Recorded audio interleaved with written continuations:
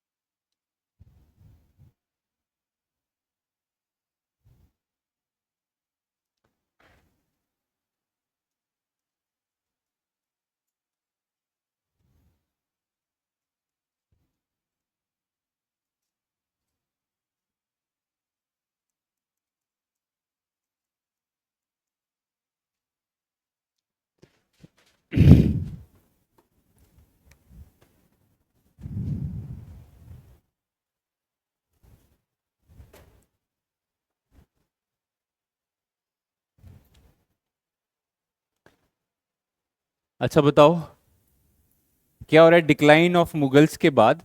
India में क्या चल क्या रहा है?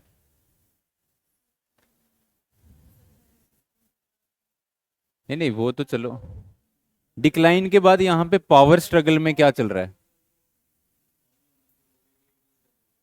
हम्म। हम्म।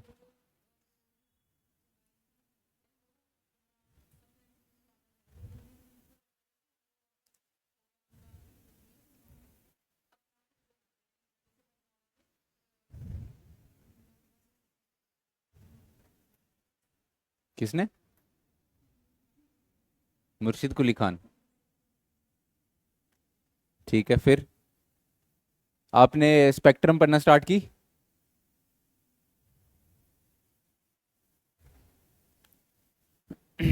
देखो, डिक्लाइन ऑफ मुगल्स के बाद इंडिया में क्या हुआ?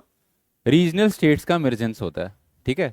अब ये जो रीजनल स्टेट्स बन रही हैं इंडिया में, ये ऐसा नहीं है कि पहले थी नहीं कभी। ठीक है, देवर देयर। बट क्या है, अब क्या हो रहा है कि ये पहले क्या करती थी, अपनी जो एलिजियंस है वो मुगल अथॉरिटी को शो करती थी। ठीक है। तो पर अब क्या हो रहा है, जैसे जैसे मुगल अथॉरिटी वीक होती जा रही है, ये जो रीजनल स्टेट्स हैं ये क्या होती जा रही हैं, धीरे धीरे इंडिपेंडेंट होती जा रही हैं। ठीक है। तो ये जो रीजनल पावर्स हैं दो टाइप की हम मैंने आपको बताई थी, एक तो कौन सी है, एक तो सक्सेसर स्टेट। सक्सेसर स्टेट्स का ये मतलब है कि जिनको पहले गवर्नर जो थे वो चला रहे थे, और वो गवर्नर किसको आगे जाके वो करते थे, मुगल एम्परर को। ठीक है। तो पहले भी ये स्टेट्स ऐसे ही चल रही थी। बंगाल को बंगाल का गवर्नर चला रहा था, जिसको दीवान ऑफ बंगाल बोला जाता था। ठीक है। ऐसे ही हैदराबाद को वहां का निजाम चलाता था। ठीक है। ऐसे ही अवध को जो है वहां का नवाब चलाता था। बट ये सारी स्टेट्स जो हैं वो टैक्सेस किसको पे करती थी? मुगल अथॉरिटी को। सारा रूल किसके नाम पे करती थी? मुगल अथॉरिटी के नाम पे। ठीक है, बट अब क्या होने लगा कि जैसे जैसे औरंगजेब के बाद 1707 के बाद अथॉरिटी वीक होती गई। मैंने आपको बताया कि मुगल किंगडम में तीन टाइप ऑफ नोबल्स थे, कौन कौन से? ईरानी, तुरानी और हिंदुस्तानी। ठीक है, जिनका काफी कंट्रोल था मुगल एम्पायर के ऊपर। ठीक है, उनके बीच में भी काफी टसल होने लगी कि कौन जो है ज्यादा पावरफुल बनेगा। ठीक है, उन्हीं में थे एक सैयद ब्रदर्स। ठीक है, जो ईरानी वो थे। ठीक है, अब ये जो सैयद ब्रदर्स थे ये बड़े पावरफुल थे इस टाइम पे। कहाँ, कब? औरंगजेब के बाद। इन्होंने ही, सैयद ब्रदर्स ने क्या किया था, फारूक सियार को भी मारा था। ठीक है, तो ये सैयद ब्रदर्स बड़े ज्यादा पावरफुल थे यहाँ पे। और यहाँ पे उस टाइम पे पपेट रूल चल रहा था। ठीक है, कि जो नोबल्स हैं वो ज्यादा पावरफुल हैं और किंग जो है ही वॉज लेस पावरफुल। ठीक है, तो बंगाल में क्या हो रहा था? बंगाल में कब के बाद बंगाल कब फाउंड हुआ? बंगाल में 1717 में मुर्शिद कुली खान जो थे वो क्या थे? दीवान थे बंगाल के। ठीक है, अब मुर्शिद कुली खान जब दीवान थे उसके बाद की कहानी बताओ मेरे को थोड़ी सी, क्या है बंगाल की? हम्म। हम्म।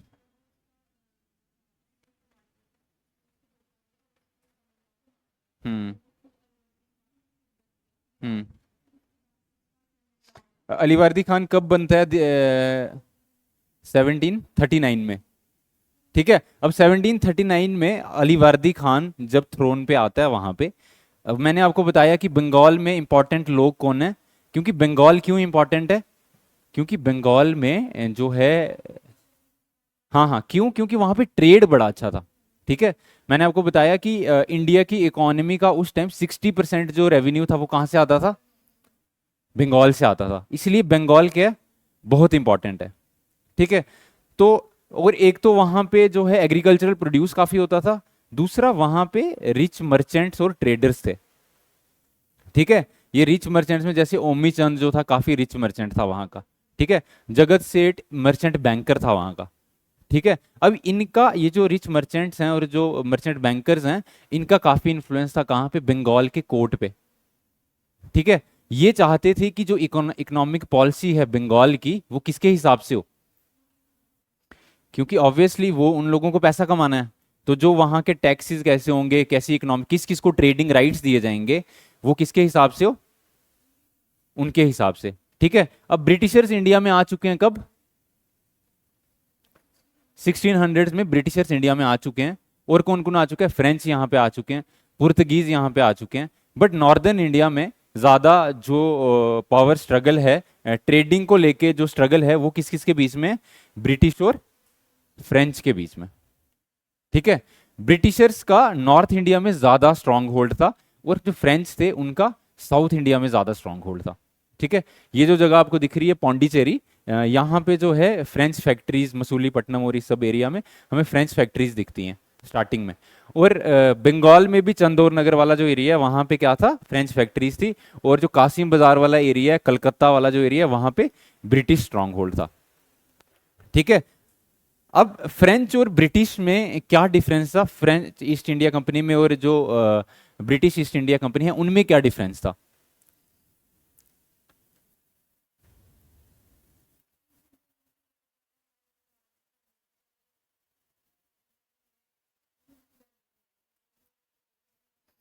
इधर देखो पहले मेरे को एक चीज बताओ कि ये जो ब्रिटिशर्स हैं और जो फ्रेंच हैं, ये इंडिया में आए ही क्यों अपनी ट्रेडिंग करने? हम्म।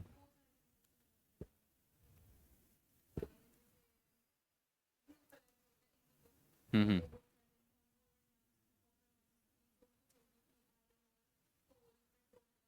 हम्म। ठीक है, इंडिया काफी रिच था। ठीक है, अब यहाँ पे एक जगह है ये जगह दिख रही है आपको? टर्की, इस्तांबुल, ब्लैक सी के आसपास, ये इंडिया है ना?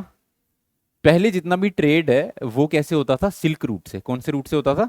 तो सिल्क रूट जो है वो यहां से जाता था। ठीक है, ठीक है, रुको भाई, वास्को डी गामा ने, सिल्क रूट की बात कर रहा हूँ। यहां से रूट है ईरान, ये सब टर्की से होता हुआ और सारा सामान यूरोप जाता था। ठीक है, इंडिया आने का यही रास्ता इनको पता था। ठीक है, एक इवेंट हिस्ट्री में इंपॉर्टेंट है 453 में, 450 नहीं 1453 में। 1453 में क्या होता है, यहाँ पे एक जगह थी, शहर था जिसका नाम था कॉन्स्टेंटिनोपल। ठीक है, कॉन्स्टेंटिन यहाँ पे उस टाइम तुर्की में ओटोमन एम्पायर जो था वो रूल किया करता था। ठीक है, ये 15th सेंचुरी की बात कर रहे हैं। टर्की में कौन रूल कर रहा है, ओटोमन एम्पायर। ठीक है, अब ओटोमन एम्पायर और यहाँ पे ये फ्रांस है, ठीक है, और ये हमारा यूके है। ठीक है, ये इनकी किंगडम्स थी, यहाँ पे फ्रेंच किंगडम थी, यहाँ पे यूके की किंगडम थी। ठीक है, और पुर्तगाल भी बड़ा इंपॉर्टेंट है, ये पुर्तगाल है। ठीक है, पुर्तगीज भी उस टाइम पे बड़े इंपॉर्टेंट है। तो क्या हुआ 1453 में, ये जो यहाँ पे ट्रेडिंग रूट है, यहाँ पे एक रास्ता था कॉन्स्टेंटिनोपल, जो क्या था, जहां से ये लोग यहाँ से पास करके इंडिया की तरफ जाते थे। अब ये जो कॉन्स्टेंटिनोपल है, ये एरिया 1453 में ऑटोमन एम्पायर ने इस पे कब्जा कर लिया। ठीक है, कब्जा कर लिया, और यहाँ से जो है ट्रेडर्स का जाना बंद कर दिया उन्होंने। ठीक है, लोगों को यहाँ से उन्होंने जाना बंद कर दिया, रास्ता बंद कर दिया। अब जब ये रास्ता बंद हो गया तो इनके पास कोई ऑप्शन नहीं था, फ्रांस, स्पेन और ये यूनाइटेड किंगडम और पुर्तगाल, इनके पास इंडिया जाने का कोई रास्ता नहीं था। ठीक है, तो उस टाइम पे क्या हुआ, सबसे पहले पुर्तगाल से पुर्तगाल के थोड़ा सा दूर यहाँ पे एक केप वेर्डे करके एक आइलैंड है। ठीक है, देखिए यहाँ पे है नहीं शायद बनाया हुआ, एक आइलैंड है इसके यहाँ पे केप वेर्दे करके। ठीक है, तो हुआ क्या कि फ्रांस और पुर्तगाल में क्या हुआ, ये डिसीजन हुआ कि ये जो आइलैंड है, इसके ईस्ट साइड पे जितनी भी दुनिया है वहां पे तुम कंट्रोल करो, और इसके वेस्ट साइड पे जितनी दुनिया है वहां पे पुर्तगाल कंट्रोल करेगा। ठीक है, इन्होंने दुनिया को कितने हिस्सों में बांट दिया, 2 हिस्सों में बांट दिया, बिना किसी से पूछे कि हम जो है इस पूरी दुनिया पे क्या करेंगे, कंट्रोल करेंगे। ठीक है, तो पुर्तगाली यहां से जो है इंडिया को ढूंढने के लिए निकले। ठीक है, अब क्योंकि इंडिया के बारे में इंफॉर्मेशन तो थी कि काफी एक रिच कंट्री है जहां पे काफी कुछ चीजें हैं जो हमारे लिए यूजफुल है। ठीक है, तो यहां से जब ढूंढने निकले, उन्हीं लोगों ने जब यहां से ढूंढते ढूंढते कई बार वो लोग कहाँ पहुंच गए, यहाँ। ठीक है, ये जो जगह है वेस्ट इंडीज वाली जगह, इसको वेस्ट इंडिया नाम इसीलिए दिया गया है क्योंकि उन लोगों ने गलती से जब ये आइलैंड नेशंस उनको यहाँ पे मिले तो उनको लगा ये क्या, ये इंडिया है। तो उन्होंने उनको लगा कि इंडिया तो ईस्ट साइड पे था पर यहाँ पे तो वेस्ट पे आया। ठीक है, तो बाद में इस जगह का नाम क्या पड़ गया, वेस्ट इंडिया। ठीक है, इंडिया के साथ इस जगह का कोई लेना देना नहीं है, बट क्योंकि जब वो वहां से निकले तो उनको लगा ये जगह इंडिया है, हाँ, पुर्तगाल से। ठीक है, तो इस जगह का नाम बाद में वेस्ट इंडिया पड़ गया। ठीक है, यहाँ पे ये मैप नहीं था उनके पास ना, अगर ये होता तो फिर तो वो चले जाते उधर। ठीक है, एक तो मॉनसून जो विंड्स होती थी उस टाइम की, विंड्स के हिसाब से चलते थे उनके प्लेन, दूसरा उनके पास वो कंपस होती थी, उसके हिसाब से डायरेक्शन के साथ वो चलते थे। और जो मॉनसूनल विंड्स होती हैं उनकी एक एक मौसम में एक डायरेक्शन में वो फ्लो करती हैं, ज्योग्राफी में आप पढ़ोगे। ठीक है, तो वो जो ट्रेड विंड्स भी उनको ट्रेड विंड्स हम इसीलिए बोलते हैं क्योंकि पुराने टाइम में जब ट्रेड करते थे वो उन्हीं विंड्स के सहारे ही ट्रेड किया जाता था। ठीक है, तो वैसे ही जाते थे, ऐसे नहीं 3-3 4-4 साल वो ये हाँ घूमते ही रहते थे। ठीक है, तो उसके बाद फिर एक और कैप्टन यहां से आया जो यहां से मुड़ के वापस चला गया। ठीक है, यहां तक घूमा और यहां से वापस चला गया, उसको लगा कि इंडिया हमें नहीं मिलेगा, बहुत दूर है। ठीक है, बट फिर वास्को डिगामा का जब शिप आया, एक्चुअली वास्को डिगामा को भी खुद नहीं, यहाँ का एक जो है यहाँ का एक ट्रेडर था वो वहां पे पुर्तगाल में था, उसने इनको रास्ता बताया फिर। ठीक है, तो वो रास्ता फिर जब यहाँ से आया, इस जगह का नाम केप ऑफ गुड होप बोलते हैं यहाँ पे, ये जो अफ्रीका के नीचे वाली जगह है। ठीक है, तो यहाँ से आया और फिर यहाँ से मडागास्कर से होते हुए उनको इंडिया में जाने का रास्ता मिला, और ये हुआ 1498 में जब वास्को डिगामा जो है इंडिया में आया, पुर्तगाली सबसे पहले इंडिया में आया। 1.5-2 साल का टाइम लगता था इनको। हाँ, वो शिप में रखते थे। ठीक है, वो शिप में रखते थे। ठीक है, तो पुर्तगाल सबसे पहले इंडिया में पुर्तगीज आए, पर पुर्तगीज जो है इंडिया में आए और इन्होंने अपना स्ट्रांग होल्ड कहाँ बनाया था, गोवा वाला एरिया जो है। ठीक है, यहाँ पहले कैलीकट में आए, ये कैलीकट जगह है यहाँ पे। ठीक है, कैलीकट में आए और अपना स्ट्रांग होल्ड जो है सबसे पहले यहाँ पे गोवा में बनाया। ठीक है, बड़े पहले आ गए थे, 1500s में ही आ गए थे।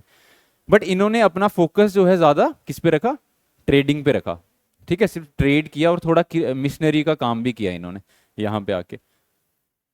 उसके बाद इंडिया में फिर धीरे धीरे कौन आया, अ, जो है ये ब्रिटिशर्स इंडिया में आए। ठीक है, ब्रिटिशर से पहले यहाँ पे फ्रेंच आ गए थे। ठीक है, तो फ्रेंच उसके पहले आए, यूके, यूनाइटेड किंगडम, ठीक है, इंग्लैंड जो एरिया। तो अब ब्रिटिशर्स जब इंडिया में, ब्रिटिशर्स आए 1600s में।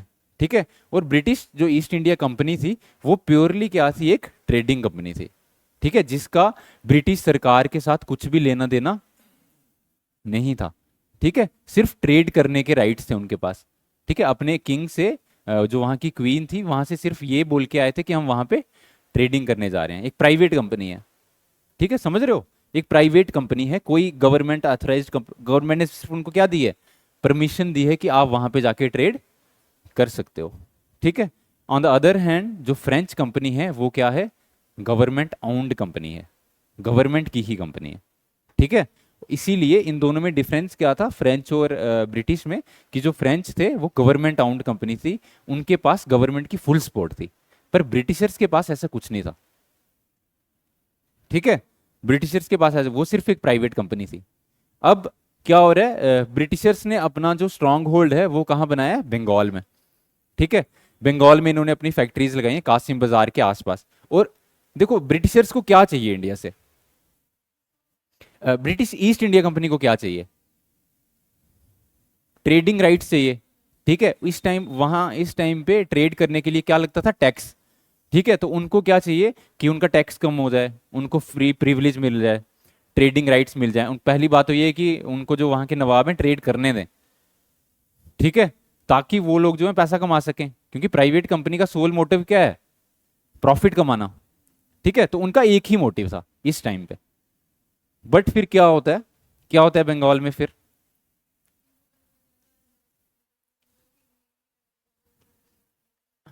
अब इंडिया में उस टाइम पे सिर्फ बंगाल ऐसा नहीं था कि बड़ा पावरफुल कोई नवाब सिर्फ बंगाल का ही है, ऐसा नहीं था। ठीक है, इंडिया में हमारे पूरा गेम ऑफ थ्रोन्स चल रहा था उस टाइम। ठीक है, इस टाइम इंडिया में सबसे खतरनाक कौन थे, मुगल्स कहाँ खतरनाक थे, मुगल्स का तो कुछ है ही नहीं इधर। ठीक है, सबसे खतरनाक कौन है, मराठास। मराठास 1700 से लेके और 1640 से लेके और 1761 till the battle, third battle of Panipat, जब मोहम्मद शाह अब्दाली ने इनको हरा दिया, तब तक इन्होंने 100 साल तक ऑलमोस्ट इंडिया का most of the area, 70% area अपने कंट्रोल में रखा था। ठीक है, किसने, मराठास ने। ठीक है, अब मराठास जो थे वो करते क्या थे, देवर स्पेशलाइज्ड इन गुरिल्ला वारफेयर। क्या करते थे, गुरिल्ला वारफेयर। गुरिल्ला वारफेयर समझते हो, मतलब छुप के अटैक करना। ठीक है, गुरिल्ला वारफेयर में बड़े ज्यादा सक्षम थे, क्योंकि ये जो एरिया है महाराष्ट्र मध्य प्रदेश वाला, ये थोड़ा जंगल वाला एरिया था। ठीक है, तो यहाँ पे उनके साथ लड़ना बहुत मुश्किल था, मराठास के साथ। ठीक है, तो अब इस टाइम पे डिक्लाइन ऑफ मुगल्स के बाद क्या हो रहा है, बंगाल में एक तो जब अलीवर्दी खान जब तक है, अलीवर्दी खान कब तक रहता है, 1700 और 56 तक। ठीक है, 1756 तक अलीवर्दी खान रहता है। 1756 तक जो है थोड़ा फिर भी ठीक है। अब इस टाइम पे 1756 तक मराठास क्या करते हैं, मराठास अलग अलग जगहों पे रेड कर रहे हैं। और मराठास के क्या करते थे, जहां पे भी रेड करते थे वहां से दो टाइप के टैक्स लेते थे। कौन कौन से, चौथ और सरदेशमुखी। कौन कौन से, चौथ और सरदेशमुखी। ठीक है, और देखो मराठास जो हैं, रूल तो वो सिर्फ ये थोड़ा सा ही रूल, मतलब जो उनका सेंट्रलाइज रूल था वो बस छोटे से ही एरिया में था। बट जहां जहां पे भी जाते थे, लड़ाई जीतते थे, वहां से क्या करते थे, रेवेन्यू कलेक्टिंग राइट्स ले लेते थे। ठीक है, तो रूल इनका ज्यादा बाहर तक नहीं था, पर इन्होंने हराया सबको। ठीक है, इन्होंने मुगल्स को भी हराया है, बंगाल के नवाब को हराया, हैदराबाद को हराया, मैसूर को हराया। तो बार बार हरा के अब वो लोग इनसे डरते थे काफी। ठीक है, तो जो ये बोलते थे मराठास, ये लोग मान लेते थे। ठीक है, तो अगर नहीं मानते थे तो मराठास बार बार इनके ऊपर रेड्स करते थे और पैसा इनसे लूट के ले जाते थे। ठीक है, तो इनको काफी वीक कर दिया था। देखो इंडिया में उस टाइम पे ऐसा नहीं था कि कोई सेंट्रलाइज्ड पावर नहीं थी, पावर थी। हैदराबाद में जो निजाम था पावरफुल था, बंगाल का नवाब भी पावरफुल था, अवध का नवाब भी पावरफुल था, मराठास तो और ज्यादा पावरफुल थे। ठीक है, ब्रिटिशर्स और फ्रेंच से काफी ज्यादा पावरफुल थे। But the nature of polity जैसी यहाँ पे थी इंडिया में उस टाइम पे, तो क्योंकि एक सेंट्रलाइज अथॉरिटी नहीं है, तो सारे क्या कर रहे हैं, आपस में लड़ रहे हैं, अपने पर्सनल इंटरेस्ट को लेके लड़ रहे हैं। ठीक है, तो पर्सनल इंटरेस्ट यहां पे ज्यादा था। यहां पे इंडिया एज ए नेशन जो है वो कंसेप्ट अभी नहीं आया है। ठीक है, समझे? तो मराठास ऐसी प्रॉब्लम कर रहे थे, तो अली वर्दी खान ने 1751 में, ठीक है, 1751 में अली वर्दी खान क्या करता है, मराठास के साथ एक डील करता है। ठीक है, क्या डील करता है, उनको बोलता है कि देखो आप हम पे बार बार अटैक मत करो, ठीक है, आपको टैक्स चाहिए ना, तो आपको मैं एक certain portion of area of Bengal दे देता हूं, जहां से टैक्स कलेक्शन सिर्फ आपको ही जाएगी। ठीक है, तो अली वर्दी खान ये सब क्यों कर रहा है, ताकि जो है मराठास का जो प्लंडर है उसको रोक पाए, क्योंकि मराठास जहां जहां पे प्लंडर करते थे वहां का ट्रेड खराब होता था, वहां का जो है पॉलिटी सब जो है वो खराब होती थी। ठीक है, तो अली वर्दी खान जो था वो समझदार, उसने क्या किया, मराठास के साथ डील की। पर जैसे ही अली वर्दी खान की डेथ होती है, तो वहां पे सक्सेशन डिस्प्यूट जो है, उसका जो बेटा है सिराजुद्दौला, तो कितने साल का है वो, ठीक है, 18 से 20 साल के बीच में। ठीक है, अब 18 से 20 साल का लड़का जब इतनी बड़ी स्टेट को संभाल रहा है, तो उसके पास एक्सपीरियंस नहीं है एक तो। ठीक है, और उसके क्या है, राइवल्स काफी हैं। कौन कौन राइवल्स हैं उसके, ठीक है, उसकी आंटी है घसीटी बेगम, ठीक है, उसका जो मिलिट्री कमांडर है वो उसकी नहीं सुन रहा है। ठीक है, अब क्योंकि यहाँ पे प्रॉब्लम देखो क्या है कि जो सिराजुद्दौला है, एक तो छोटा है, ठीक है, पर है बड़ा एरोगेंट। ठीक है, एरोगेंट मतलब ऐसे नेगेटिव वे में नहीं है, थोड़ा ऐसे है कि उसको जो डिसीजन लेने हैं खुद ही लेने हैं, किसी की सुननी नहीं है। ठीक है, जैसा 20 साल के लोगों में होता है, 20 साल के लोग अपने आप को क्या समझते हैं कि जो है हम ही हैं, ठीक है, हम जो करेंगे वही सही होगा। ठीक है, तो ये क्या करता है, अ, एक तो ये, और दूसरा उस टाइम पे बंगाल में क्या है, ब्रिटिशर्स क्या करते हैं, और जो जगत सेठ और ओमी चंद हैं उनको भी ये पसंद नहीं आ रहा। क्यों? क्योंकि जगत सेठ और ओमी चंद क्या चाहते हैं कि जो इकोनॉमिक पॉलिसीज हैं किसकी, वो उनके हिसाब से चले। ठीक है, तो अब जब नया बंदा थ्रोन पे आएगा, और जो पहले से पुराने वहां पे इकोनॉमिक पॉलिसी बना रहे हैं, वो उसको बोल रहे हैं कि भाई देखो आप जो है, अब ओमी चंद जो, और जो ये जगत सेठ थे, इनका अंदर से जो पर्सनल बेनिफिट किसके साथ जुड़ा हुआ था, ब्रिटिशर्स के साथ। ठीक है, ब्रिटिशर्स इनको पैसा देते थे। ठीक है, ट्रेडिंग, क्योंकि ब्रिटिशर्स को क्या चाहिए, प्रॉफिट। तो ब्रिटिशर्स को प्रॉफिट लेने के लिए यहाँ के जो मर्चेंट्स हैं उनके साथ बना के रखनी पड़ेगी, तो उन्होंने इनके साथ जो है वो डील्स की हुई थी। ठीक है, सीक्रेट डील्स की, हम आपको अगर हमें ट्रेडिंग राइट्स मिलेंगे हम आपको जो है इतना प्रॉफिट देंगे, ये देंगे, जो भी उनका आपस में चल रहा था। अब जगत सेठ और ओमीचंद क्या चाहते हैं कि क्या वो क्या करें, नवाब क्या करे, ब्रिटिशर्स को ट्रेडिंग राइट्स दे, क्योंकि ब्रिटिशर्स को जितनी ज्यादा जगह पे ट्रेडिंग राइट्स मिलेगा उतना उनका बिजनेस ज्यादा अच्छा चलेगा। पर नवाब जो है वो उनकी बात नहीं सुन रहा है। ठीक है, और नवाब जब इनकी बात नहीं सुन रहा है, तो ये लोग नवाब से नाराज हैं। ठीक है, अब ये लोग भी नवाब से नाराज हैं, जो उनका मिलिट्री कमांडर है वो भी नाराज है कि 20 साल का लड़का मुझे कैसे कमांड कर रहा है। ठीक है, उसकी भी नहीं सुन रहे।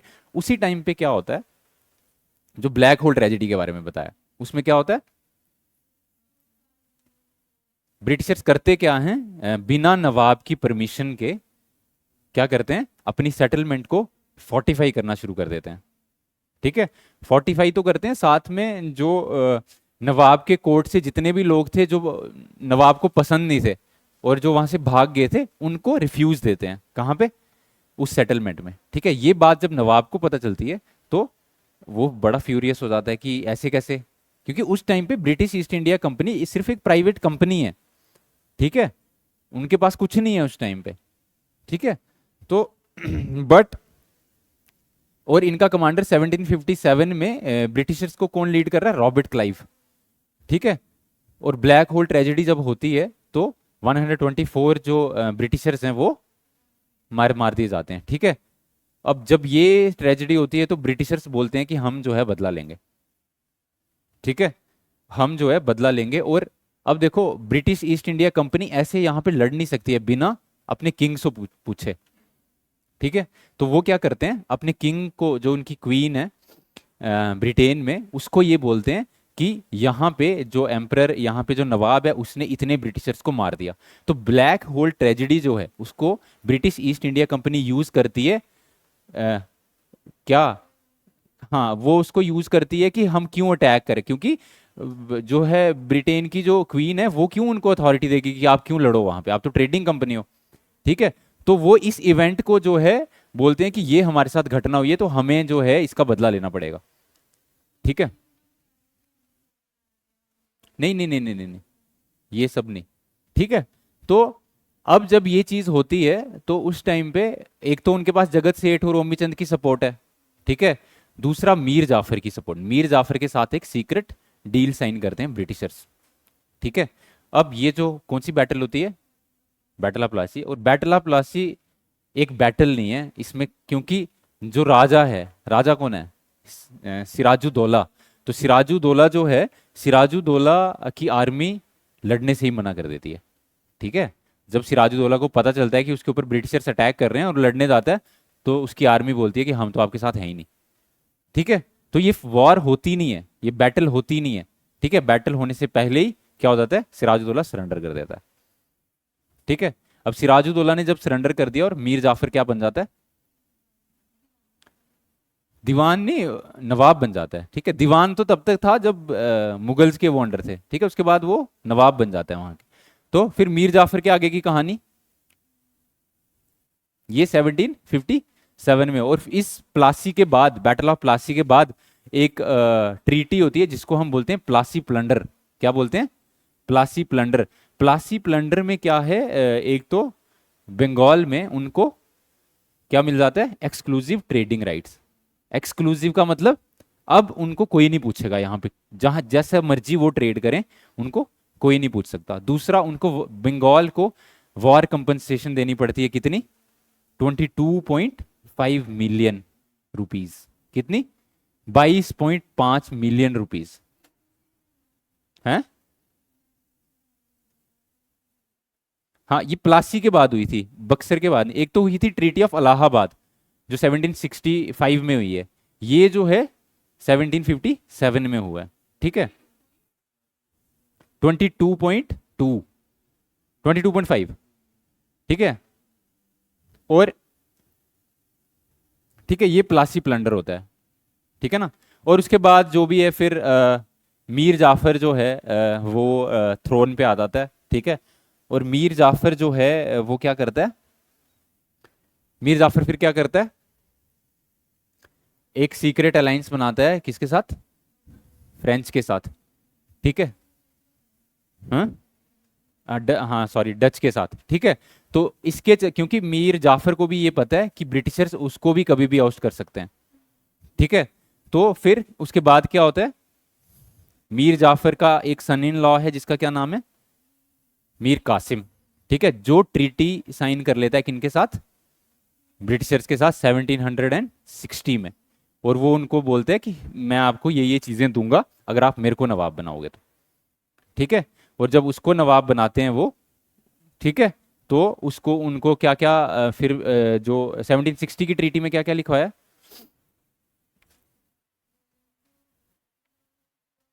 ठीक है, 3 गांव जो हैं उनके, हाँ हाँ, एक तो कैपिटल चेंज करता है और दूसरा क्या करता है, फिर सीक्रेट अलायंस बनाता है, किसके साथ,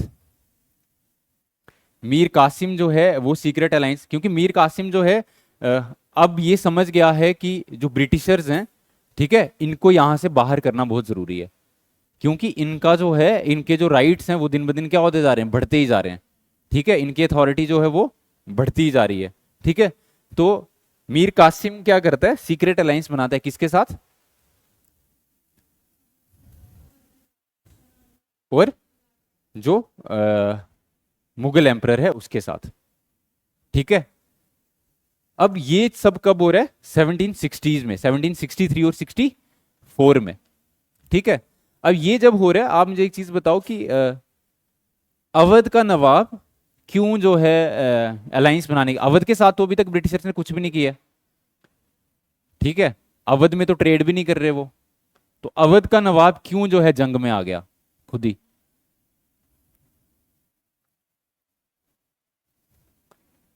अवध के नवाब को क्या पड़ी है?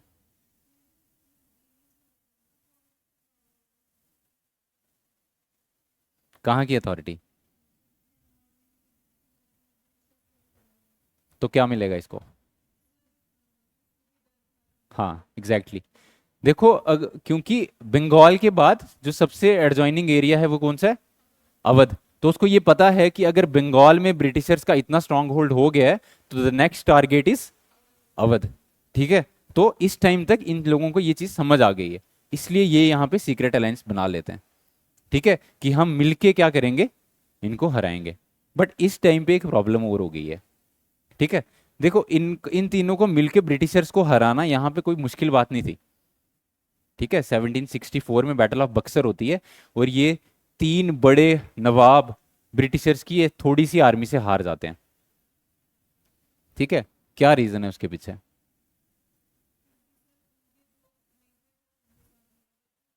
नहीं, बैटल ऑफ बक्सर में तो नहीं मिला था कोई, बैटल ऑफ बक्सर में कोई नहीं मिला था। बैटल ऑफ बक्सर एक फुल फ्लैश्ड बैटल होती है, ठीक है। जैसे बैटल ऑफ प्लासी में लड़ाई तो नहीं होती है, वो तो सरेंडर ही हो जाता है, पर बैटल ऑफ बक्सर में फुल फ्लैश लड़ाई होती है, ठीक है। बट ब्रिटिशर्स यहां भी जीत जाते हैं, ठीक है। तो ये, हाँ हाँ, पर ये समझने, क्योंकि ब्रिटिश, अब यहाँ पे समझने के लिए आपको इंडिया के बाकी जगहों पे क्या हो रहा है वो समझना पड़ेगा, ठीक है।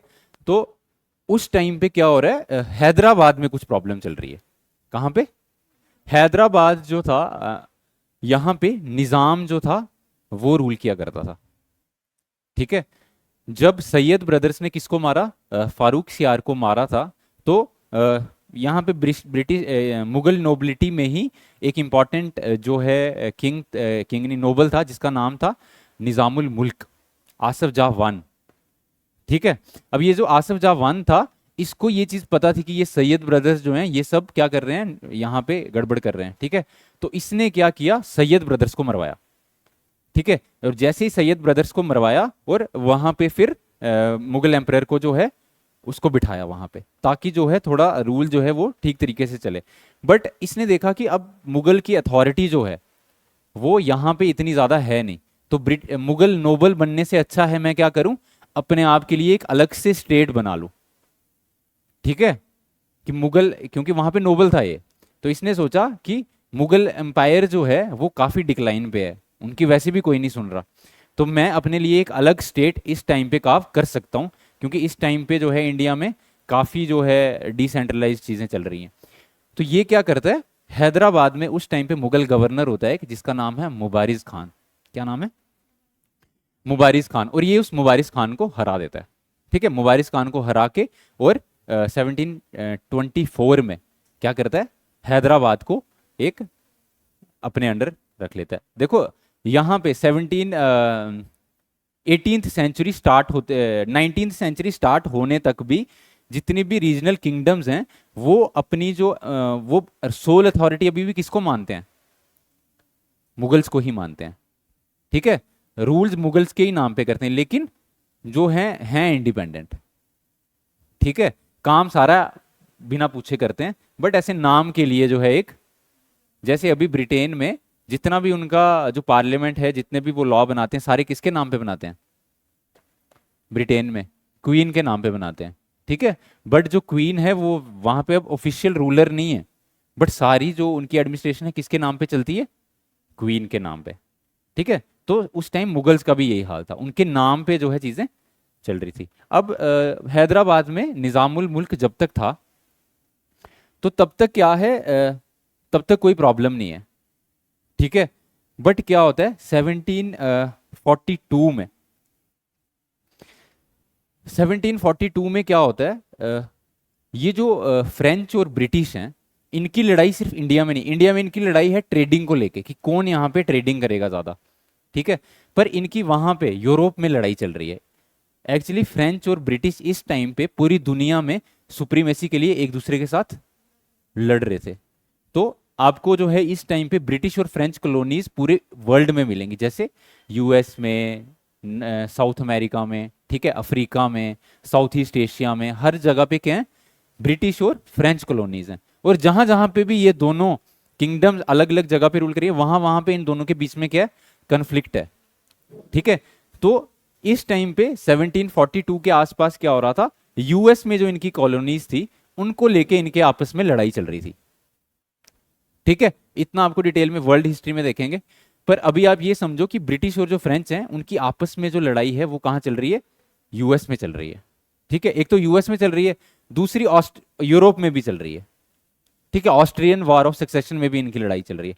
तो इनकी लड़ाई जो है वो पीछे से चलती आ रही है।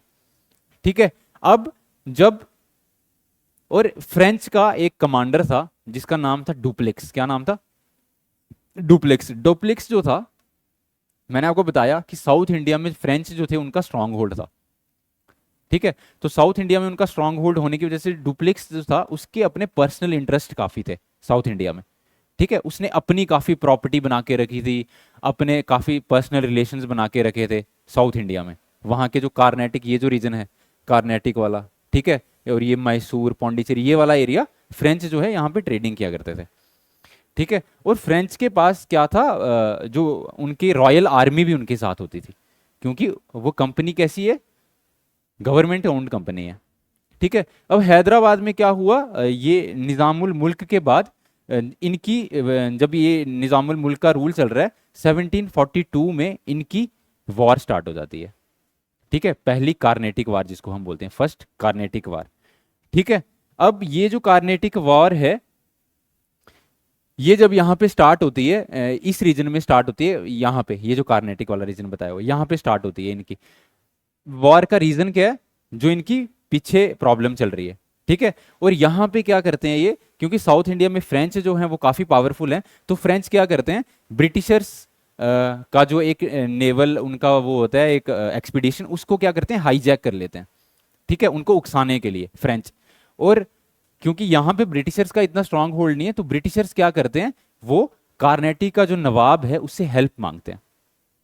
ठीक है, कि हमें क्या करो, हमें हेल्प करो। ठीक है, और जब ये इनसे हेल्प मांगते हैं तो कार्नेटिक वाले इनकी हेल्प करते हैं ब्रिटिशर्स की, और ये वॉर स्टार्ट हो जाती है इनके बीच में, यहाँ पे ब्रिटिशर्स और किसके बीच में, फ्रेंच के बीच में। ठीक है, अब पहली जो कार्नेटिक वार है इसको बाद में देखेंगे कार्नेटिक वार्स में क्या होता है, लेकिन यहां पे इनकी लड़ाई चल रही है अब। ठीक है, अब जब कार्नेटिक वॉर्स चल रही है, ये कार्नेटिक वॉर 1742 से लेके वो 1763 तक चलती हैं, 3 कार्नेटिक वॉर्स होती हैं। ठीक है, ब्रिटिश और फ्रेंच आपस में लड़ रहे हैं। ठीक है, और हैदराबाद में क्या चल रहा है, हैदराबाद में निजामुल मुल्क के बाद यहाँ पे भी क्या चल रहा है, सक्सेशन के लिए डिस्प्यूट चल रही है। 1748 में निजामुल मुल्क जो है आसिफ जावान, उसकी डेथ हो जाती है।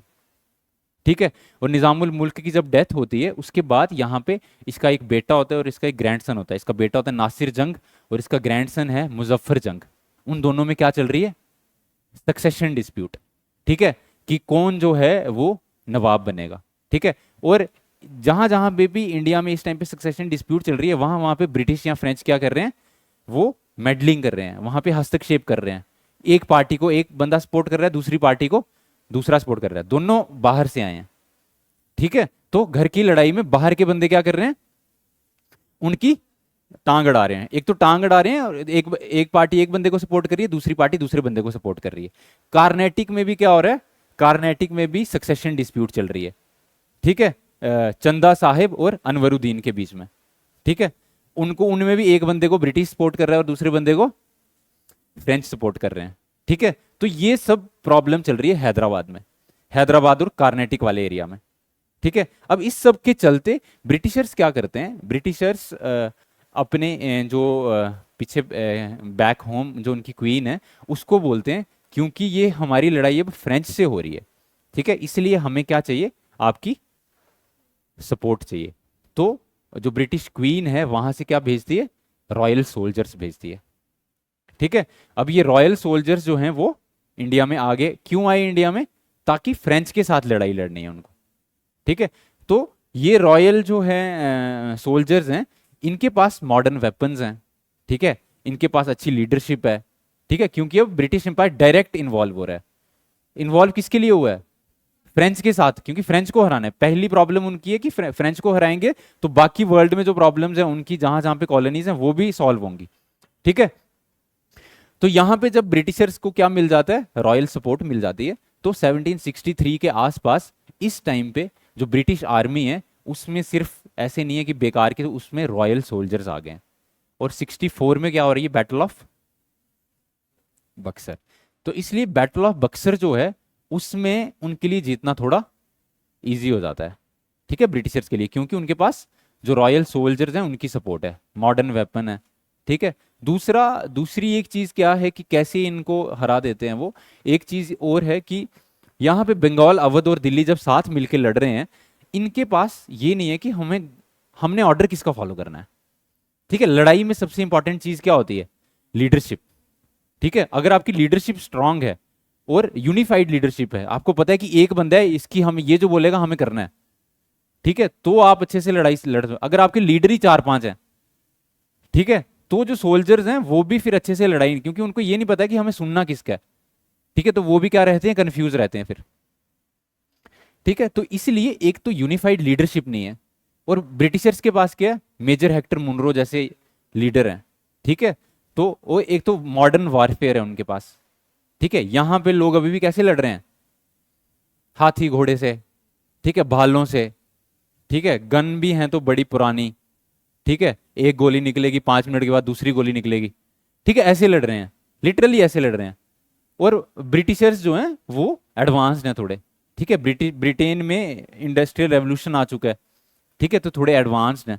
इंडियंस ने अभी तक अब अपनी मिलिट्री को सुधारने के लिए कुछ नहीं किया।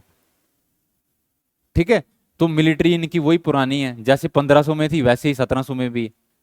ठीक है, तो लड़ाई जो है वो, बेशक स्ट्रेंथ किसके पास है, न्यूमेरिकल स्ट्रेंथ किसके पास है, वो इंडियंस के पास है, बट जो टेक्नोलॉजिकल स्ट्रेंथ है वो किसके पास है, ब्रिटिशर्स के पास। इसके चलते जो है ये हार जाते हैं। ठीक है, समझे? तो आपको लिखवाया कहां तक था मैंने, ट्रीटी ऑफ इलाहाबाद, कॉजेज लिखा दिए हैं। तो इसमें इंपॉर्टेंट क्वेश्चन ही जो बनता है, ये जितनी भी मैंने आपको कहानी बताई है, ठीक है, आपको याद तो कुछ रहा नहीं होगा। ठीक है, कहानी याद है, तो कहानी आपको नाम वैसे भी याद नहीं रखने, किसी पेपर में आपसे नाम नहीं पूछेगा वो। ठीक है, आपको बस कॉन्टेक्स्ट याद रखना है, आपको कहानी याद रखनी है कि इंडिया में चल क्या रहा है। ठीक है, और पेपर में क्वेश्चन क्या आएगा कि एक तो कॉजेज के ऊपर क्वेश्चन आ सकता है कि क्या कॉजेज थे बैटल ऑफ प्लासी और बैटल ऑफ बक्सर के, दूसरा उनकी सिग्निफिकेंस क्या है। ठीक है, और ये क्वेश्चन भी आ सकता है कि एक क्वेश्चन मैंने आपको लिखाया था कि जो है ये इंडियंस जो है क्यों हार गए अपनी बैटल सारी। ठीक है, अभी तो हमने सिर्फ बंगाल की बैटल देखी, उसके बाद ये एंग्लो मैसूर वॉर्स देखेंगे, एंग्लो मराठा वॉर्स देखेंगे, एंग्लो सिख वॉर्स देखेंगे। सारे इंडियंस ब्रिटिशर्स से हार गए, तो क्यों हार गए ये। ठीक है, ये क्वेश्चंस जो हैं ज़्यादा, ये जो टॉपिक है जब तक ये इधर जितना भी, जब तक ब्रिटिशर्स जो हैं बिल्कुल यहाँ पे रूल करना नहीं स्टार्ट कर देंगे, तब तक ये हौच पौच है बहुत ज़्यादा। ठीक है, तो इसको समझना बड़ा इंपॉर्टेंट है पर आपके लिए। ठीक है, तो अब आप लिखो causes of battle of Plassey and battle of Buxar. Causes of battle of Plassey and battle of Buxar लिख लिया? क्या क्या कॉजेज हैं बताओ मेरे को। ये कॉजेज थोड़ी हैं बैटल के, टेक्नोलॉजी कॉजेज क्या हैं, क्यों हो रही हैं ये लड़ाइयाँ। बैटल ऑफ प्लासी और बैटल ऑफ बक्सर के, अब तो सारी कहानी बता दी आपको, चलो बताओ।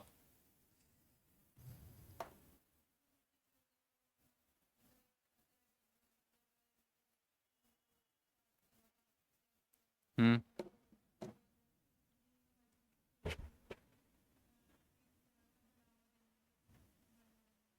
और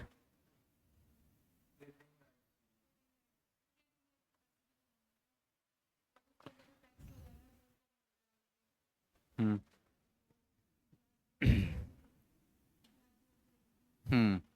ठीक है, तो लिखो, पहला लिखो, assertive position of young Nawab, assertive position of young नवाब। ये आपको लिखवाया मैंने, लिखवाया है? तो लिखो ना फिर। नहीं लिखवाया तो लिखो। असर्टिव पोजीशन ऑफ यंग नवाब सिराजुद्दौला। ठीक है।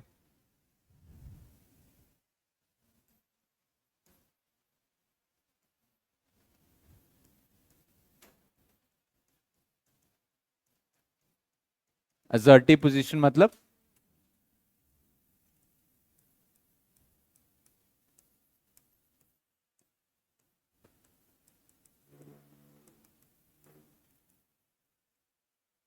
सिराजुद्दौला विज किसके खिलाफ है उसकी ये असर्टिव पोजीशन? किसके खिलाफ है? एक तो ब्रिटिशर्स एंड मर्चेंट। ठीक है।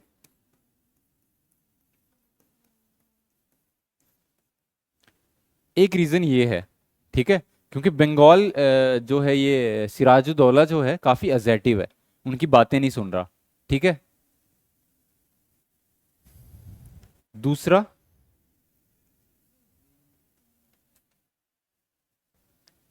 दूसरा क्या रीजन है? Defiance of nawabs authority.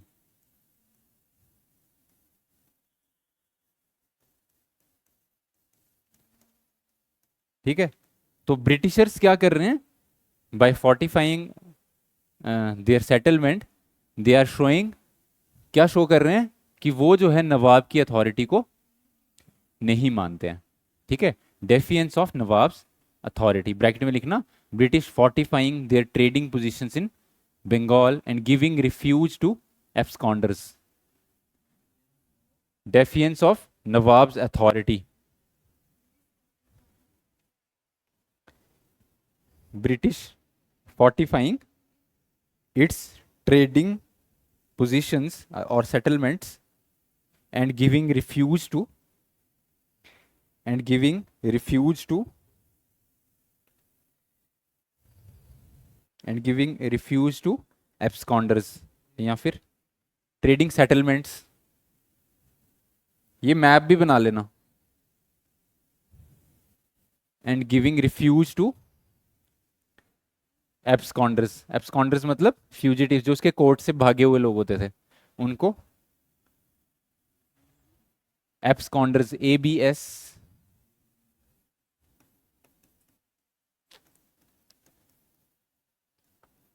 ठीक है। ये कहानी समझ आई ना आपको? Absconders, defence of nawabs authority and giving refuge to absconders. ठीक है। नेक्स्ट पॉइंट लिखो, defection of merchant bankers, defection of merchant bankers who felt threatened by young Nawab.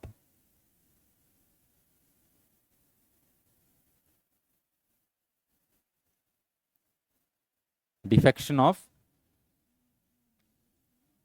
who felt threatened by young nawab, defection of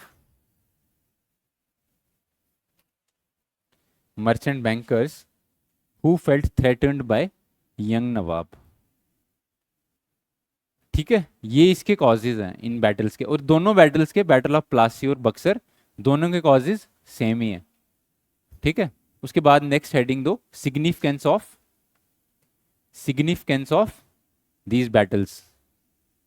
क्या significance, significance समझते हो? क्या इनकी महत्वता है इन बैटल्स की? इन बैटल से क्या सिद्ध हो रहा है इंडिया में? क्या सिग्निफिकेंस है इन बैटल्स की?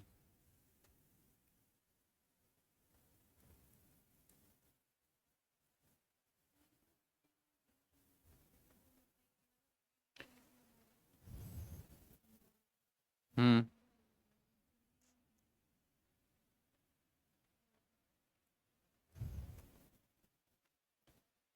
सिग्निफिकेंस नहीं, यूनिटी नहीं थी, ठीक है। और क्या ज्यादा इंपॉर्टेंट सिग्निफिकेंस क्या है इन बैटल्स की? हाँ, एक चीज ये बता रहा है कि उस टाइम पे यहाँ का जो रूल है, यहाँ पे जो पॉलिटी है, काफी फ्रेगमेंटेड थी। ठीक है, और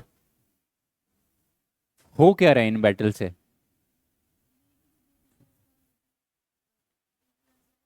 हाँ, तो ये जो है ब्रिटिशर्स को सिर्फ ये दो बैटल्स के बाद ही इंडियन सब कॉन्टिनेंट में एक फर्म फुटहोल्ड मिल जाता है।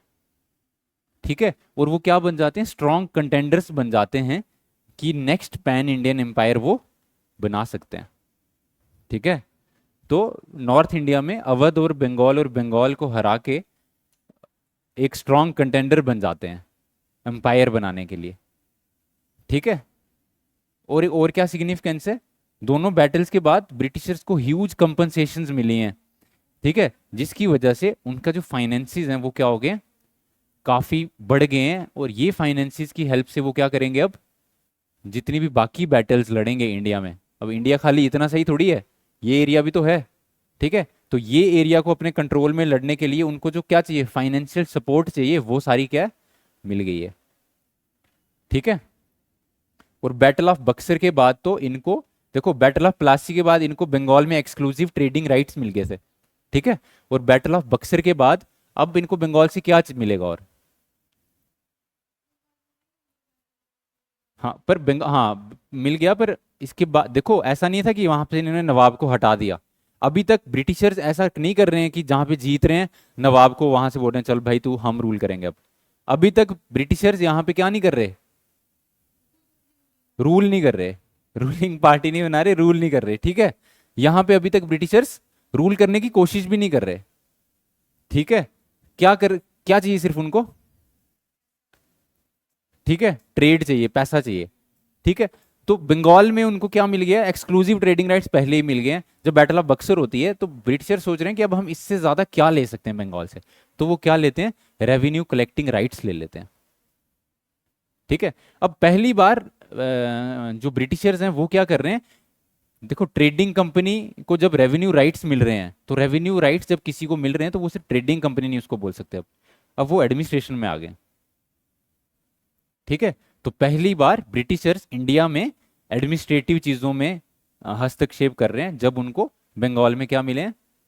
ठीक है, ये बैटल ऑफ बक्सर के बाद मिले हैं, जो ट्रीटी ऑफ इलाहाबाद हुई है 1765 में, उसमें अगर आपको मैंने लिखाया होगा, लिखा है रेवेन्यू कलेक्टिंग राइट्स, लिखाए है ना, पहला ही पॉइंट लिखवाया। ठीक है, तो रेवेन्यू कलेक्टिंग राइट्स, इसको ऐसे मत समझो, ये बहुत बड़ी इंपॉर्टेंट चीज है। किसी एक प्राइवेट कंपनी को रेवेन्यू कलेक्टिंग राइट्स मिल, मान लो कि अंबानी को क्या किया, अंबानी को सरकार ने आपसे टैक्स लेने की इजाजत दे दी। ठीक है, कि आपने जो आप टैक्स देना है वो किसको देना है, अंबानी को देना है। ठीक है, ऐसा हो गया, तो यहां से क्या है, ब्रिटिशर्स जो हैं वो सिर्फ अब क्या नहीं रहे, ट्रेडिंग कंपनी नहीं रहे। ठीक है, समझे, लिखो इसमें अब सिग्निफिकेंस में, it gave the British, it gave the British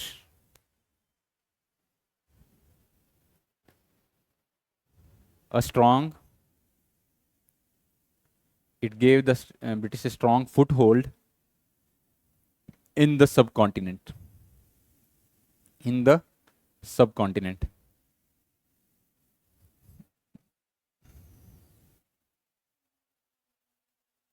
Indian लिख लो, नेक्स्ट लाइन में लिखो, इन वन स्ट्रोक, इन वन स्ट्रोक, एक ही स्ट्रोक से क्या हो गया, इन बैटल से ये सिद्ध हो गया कि ब्रिटिशर्स जो हैं they are the strong contenders to make the next pan Indian empire. ठीक है, in one stroke the victory in these battles, in one stroke the victory in these battles made the British a strong contender, made the British a strong contender for being the next pan Indian empire, a strong contender, a strong contender for being the next pan Indian। ठीक है, लेकिन अभी इतना से ही नहीं, अभी कहानी बहुत बाकी है। ठीक है, असली अभी पंगा इनका किनके साथ है, मराठास के साथ, being the next pan Indian empire. Next point में लिखो, strong boost to, strong boost to the finances of strong boost to the finances of East India company, strong boost to the finances of East India company. ठीक है, तो जो इनके finances हैं वो काफी बेहतर स्थिति में है अभी।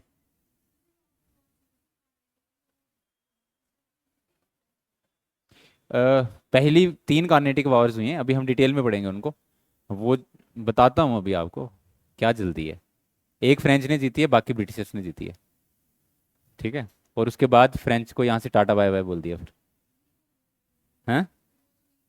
हाँ, वीक हो गए और ढीठ हो गए। ठीक है, लास्ट लाइन में लिखो, revenue collecting rights, revenue collecting rights and indirectly controlling policies of Bengal state, and indirectly controlling policies of, देखो स्पेक्ट्रम लो और डेली का उसका एक चैप्टर पढ़ना स्टार्ट करो। अगले महीने नोटिफिकेशन आ रहा है केएस का, controlling policies of Bengal state. ठीक है, अगले महीने केएस का नोटिफिकेशन आएगा, और मोस्ट प्रोबेबली एग्जाम जो होगा वो होगा सितंबर या फिर अक्टूबर में। आपके तो कितने नंबर आए हैं? 7 आए हैं ना। उधर जो वो पीछे लड़का बैठा है सुदेश, कितने मार्क्स आए हैं आपके? -8 नंबर आए हैं उसके। ठीक है, तो लॉन्ग वे टू गो, पर ऐसा कुछ नहीं है। मेरी बात सुनो, मैं इसीलिए चाहता था कि आप ही पेपर दो, ताकि आपको पता चले कि आपको कितनी सीरियसनेस से पढ़ना है, इसीलिए चाहता था। आप घर से तो निकले, आपने इतनी हिम्मत तो दिखाई, इनको देखो भगोड़ों को, ये तो आए ही नहीं घर से। ठीक है, आप जंग में हारे हो ना, तो जंग में सर कट भी जाए तो कोई दिक्कत नहीं है, जंग तो लड़ी आपने, वो इंपॉर्टेंट है। तो भी कोई बात नहीं यार, इट इज नॉट इंपॉर्टेंट कि आप जंग जीतते हो कि नहीं, इंपॉर्टेंट ये कि आप आखिरी तक लड़ रहे हो कि नहीं लड़ रहे हो। ठीक है, कोई फर्क नहीं है जंग जीतने में और आखिरी तक खड़े रहने में, ये जज्बा आप में होना चाहिए। ठीक है, जरूरी थोड़ी है कि हर जंग आप जीत जाओ, पर आप लड़ो तो सही। मतलब लड़ने से पहले ही हथियार डाल देते हो कि हम पेपर ही नहीं देंगे। पेपर दोगे तो आपको, जितने टेस्ट दोगे आपको पता चलेगा कि हमें ये चीजें, अब आप अनपढ़ थोड़ी हो कि आपको क्वेश्चन समझ नहीं आएगा। और यूपीएससी और केएस का जो क्वेश्चन है देखो, वो फैक्चुअल बड़ा कम पूछते हैं। ठीक है, वो बड़ा जर्नल पेपर होता है एक। अगर आप एक अवेयर ह्यूमन हो तो भी आप थोड़े बहुत क्वेश्चन कर सकते हो उसमें से। ठीक है, तो पेपर देने में तो कोई बुराई नहीं है उसमें। अब आप पेपर दोगे, अभी आपको मैं पेपर दूंगा। ठीक है, घर से आप करके लाओगे, सॉल्व करके लाओगे बिना चीटिंग किए। ठीक है, तो मैं तो चाहता हूँ कि अभी जो एग्ज़ाम होगा अक्टूबर में, अक्टूबर या नवंबर में होगा, अभी आपके पास बहुत टाइम है, 4-5, नहीं नहीं, हाईएस्ट इसी के हैं, सिफ्टी के 7 नंबर, तो पास कौन करेगा? जो बाहर से लड़के आए थे उनमें से एक के -4 हैं, एक के 4 हैं, एक के 0 हैं। ठीक है, अभी मेरे को लगता है जो जेकेएसएसबी के बच्चे हैं ना मेरे पास यहाँ पे, वो बच्चे अगर वो पेपर देते तो उनमें से 20-25 नंबर लेने वाले 1-2 बंदे हैं जो ले सकते हैं। पर उनमें देखो, उनमें वो हिम्मत ही नहीं है कि वो केएस की तैयारी करें। ठीक है, उनको ऐसे लगता है कि हम बने ही नहीं है उसके लिए। तो आप में अगर वो हिम्मत है तो आप उस हिसाब से तैयारी भी करो। ठीक है, मेहनत तो करनी पड़ेगी ना, बिना मेहनत किए नहीं आपको मिलेगा। ठीक है, और इधर उधर भागने से मेहनत नहीं होगी, मेहनत होगी आपको। जो मैं आपको सच्ची बात बता रहा हूँ, आपको मैं जो बता रहा हूँ उतना सा आप कर लो, आपका यही वाला प्री निकल जाएगा। ठीक है, अभी आपके पास जुलाई अगस्त सितंबर 4 महीने हैं कम से कम। ठीक है, 4। और केएस के प्री में इकोनॉमी बहुत कम आती है, पॉलिटी, हिस्ट्री और ज्योग्राफी, अगर आपने ये 3 सब्जेक्ट अच्छे कर लिए तो आपका तब भी प्री निकल जाएगा। करंट अफेयर आता है, बड़ा कम आता है पर। ठीक है, करंट अफेयर्स के 10 क्वेश्चन होते होंगे, उसमें से भी 3-4 क्वेश्चन आपको बंदा कर लेता है वो ना। नहीं, उसको आपने करना है, वो मैं आपको सिखाऊंगा कि आपको पेपर अटेम्प्ट कैसे करना है, हम वो भी देखेंगे। वो जो कल का पेपर है वो भी हम डिस्कस करेंगे, तो वो मैं आपको बताऊंगा कि कैसे करना है। वो आर्ट आपको धीरे धीरे आएगी, वही चीज़ है। देखो इंसान जो ये तैयारी है, इसमें आप अभी जो बच्चे क्या गलती कर रहे हैं, जो जेकेएसएसबी वाले बच्चे भी मैंने देखे, जैसे अगर 100 क्वेश्चन है, ठीक है, तो अगर आप 80 क्वेश्चन अटेम्प्ट कर रहे हो, तो बच्चे क्या कर रहे हैं, उसमें से उनके 20 क्वेश्चन ठीक हैं, ठीक है, और 60 गलत हैं। इसको जब आप रिवर्स कर लोगे ना, जब आपके 60 ठीक हो जाएंगे और 20 गलत होंगे, तब समझ लो कि अब आप तैयारी वाले, अब आप ठीक तैयारी कर रहे हो। ठीक है, तो यहां से यहां तक इसको रिवर्स करने में यही सारी मेहनत है। और ये सारी आप धीरे धीरे ही सीखोगे, ऐसा नहीं है कि एक दिन में सीखोगे ये चीज़। ठीक है, ये धीरे धीरे प्रैक्टिस से आएगा, बार बार रिवाइज करोगे। ठीक है, बार बार क्वेश्चंस प्रैक्टिस करोगे, बार बार रिवाइज, बार बार क्वेश्चन प्रैक्टिस करोगे, तो फिर आपका जो वो एक।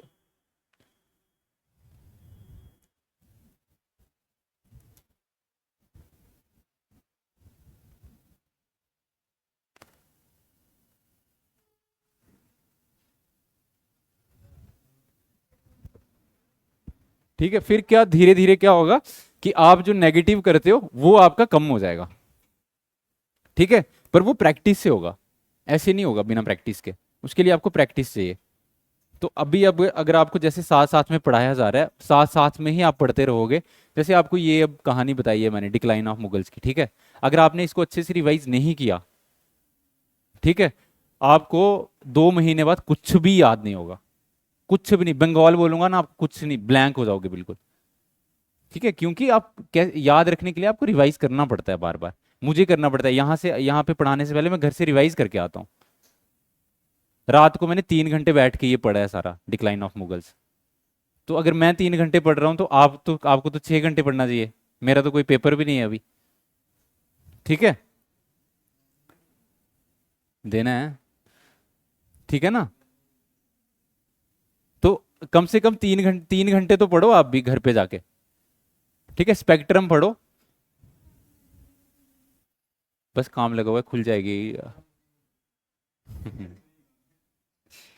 उसका वेट नहीं करो, आप घर पे पढ़ना स्टार्ट करो। ठीक है, घर पे पढ़ो। अगर ये वाला आपने सोचा है कि ये वाला अटेम्प्ट, देखो इन अटेम्प्ट्स का आपको पता नहीं चलेगा कब कब। हमारी स्टेट में ऐसा है भी नहीं कि हर साल जो है एग्ज़ाम होता है। ठीक है, और इस बार क्योंकि इलेक्शंस हैं तो इसीलिए पोस्टें ज़्यादा आएंगी। ठीक है, और हर साल नहीं होता एग्ज़ाम ये। ठीक है, 2021 के बाद हर साल हो रहा है, पर ये होता नहीं है। 2021 से पहले 2018 में हुआ, उससे पहले 2016 में, उसके बाद उससे पहले 2014 में, उससे पहले 2011 में। दो पर देखो, अगर हर साल जब होता है ना तो पोस्टें बड़ी कम आती हैं जनरल कैटेगरी वालों के लिए। जैसे पिछली बारी जो पेपर हुआ है उसमें 75 पोस्ट है, जनरल के लिए सिर्फ 38 पोस्ट है। अब जो न्यू रिजर्वेशन पॉलिसी है उसमें तो सिर्फ 40% बची हैं सीट्स जनरल के लिए। हाँ, मतलब नहीं नहीं, अगर आप देखो ना मेरिट में आने के लिए आपको फिर ज्यादा कॉम्पीट करना पड़ेगा ना। नहीं, अब 30-80 देखो, जैसे इस बार सिर्फ कितनी 38 ही ओपन मेरिट की पोस्टें हैं। ठीक है, उसमें से भी अगर आपको एडमिनिस्ट्रेशन चाहिए, तीन तीन टाइप की इसमें सर्विसेज होती हैं हमारी स्टेट में। एक तो एडमिनिस्ट्रेटिव, ठीक है, दूसरा पुलिस, और तीसरा अकाउंट्स। ठीक है, तो अगर आपको तहसीलदार एसडीएम बनना है तो फिर आपको एडमिनिस्ट्रेटिव पोस्ट चाहिए। अगर आपको डीएसपी बनना है तो आपको पुलिस चाहिए। और अकाउंट्स में फिर जो उनके ट्रेजरी ऑफिसर वगैरह जो अकाउंट्स के अफसर होते हैं। तो एडमिनिस्ट्रेटिव में अब ये 38 है, इसमें से एडमिनिस्ट्रेटिव की बस 12 ही हैं, और 12 पुलिस की हैं। ठीक है, तो आपको अगर तहसीलदार या एसडीएम बनना है तो आपको 12 के अंदर रैंक लाना पड़ेगा अपना। समझ रहे हो। तो इतनी कम पोस्टों में compete करना थोड़ा मुश्किल है। ठीक है, तो अगर मान लो यही अगर ओपन मेरिट की। हाँ, बच्चा ज़्यादा नहीं होता है। जैसे हर बार जो है प्री बच्चे जो लेते हैं ये, जैसे अगर 38 पोस्ट हैं तो 38 × 25, 1:25 की रेशो में ये बंदा प्री निकालता है। तो 950 बंदों ने ही मेंस लिखा है इस बार। ठीक है, ओपन मेरिट के। दिया था पेपर, दिया तो ज़्यादा लोग ही देते हैं। अब 20-30 हज़ार बंदा तो देता ही है गैस का पेपर। ठीक है, 20-30 हज़ार में से जो है 1,000-2,000 बंदे क्या लिखते हैं, मेंस लिखते हैं। ठीक है, और उस 1,000 में से फिर लगेंगे कितने, ये 38। या अगर आपकी किस्मत देखो, जैसे इस बार अगर मैंने सुना है कि 150 के आसपास पोस्टें आएंगी, 150 या 200 के आसपास भी आ सकती हैं। ठीक है, तो अगर 200 पोस्ट आती है तो जर्नल की 100 के आसपास पोस्ट आएगी। तो जर्नल की अगर 100 पोस्ट है तो फिर थोड़ा आपको, जहाँ 38 में compete करना ज़्यादा मुश्किल है, 100 में थोड़ा ईजी हो जाता है। ठीक है, तो इस बार इसलिए मैं आपको बोल रहा हूँ कि आपके पास अच्छी अपॉर्चुनिटी है। अगले इस बार इलेक्शन हो गए, फिर तो नहीं आएंगी बम्पर पोस्टें, फिर वही आएंगी यही 30 35 30 35। ठीक है, तो अपनी जान लगाओ अच्छे से। हैं? इलेक्शन होगा ना अभी। हाँ इलेक्शन, देखो ये ऐसे ही होता है हमारे देश में।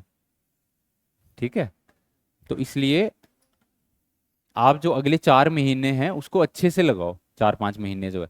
हमारी स्टेट में प्री निकालना इतना मुश्किल नहीं है, मैं आपको बता रहा हूँ। ठीक है, पिछली बारी कट ऑफ कितना गया है? 60 कट ऑफ गया है। ठीक है, उसके पिछली बारी 60 से भी कम गया है शायद। उसके पिछली बारी एक बार तो कट ऑफ 35 के आसपास गया है। ठीक है, क्योंकि हमारी स्टेट में बच्चे तो हमारी स्टेट के हैं ना compete जो कर रहे हैं। ठीक है, ये 200 में से बता रहा हूँ आपको मैं। तो आपको मैं बता रहा हूँ कि 60 के आसपास अगर आप मार्क्स ले रहे हो तो आप सेफ हो।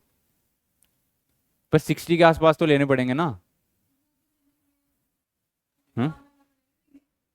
60 के आसपास लेना कोई इतना मुश्किल काम नहीं है। देखो मैं आपको बता रहा हूँ, 10 से 15 क्वेश्चन तो सिर्फ पॉलिटी के होते हैं। ठीक है, और 10 से 15 क्वेश्चन हिस्ट्री के, और 10 से 15 क्वेश्चन ज्योग्राफी के। ठीक है, यही क्वेश्चन मिलके आपके 40 से 50 क्वेश्चन बना देते हैं। 45 लगा लो। ठीक है, 45 में से आप 30 क्वेश्चन तो आपको करने चाहिए, क्योंकि 2 नंबर का। हाँ। ठीक है, तो ये तो, और उसके बाद जो साइंस है, इन्वायरमेंट है, वो भी इतनी मुश्किल नहीं आती है।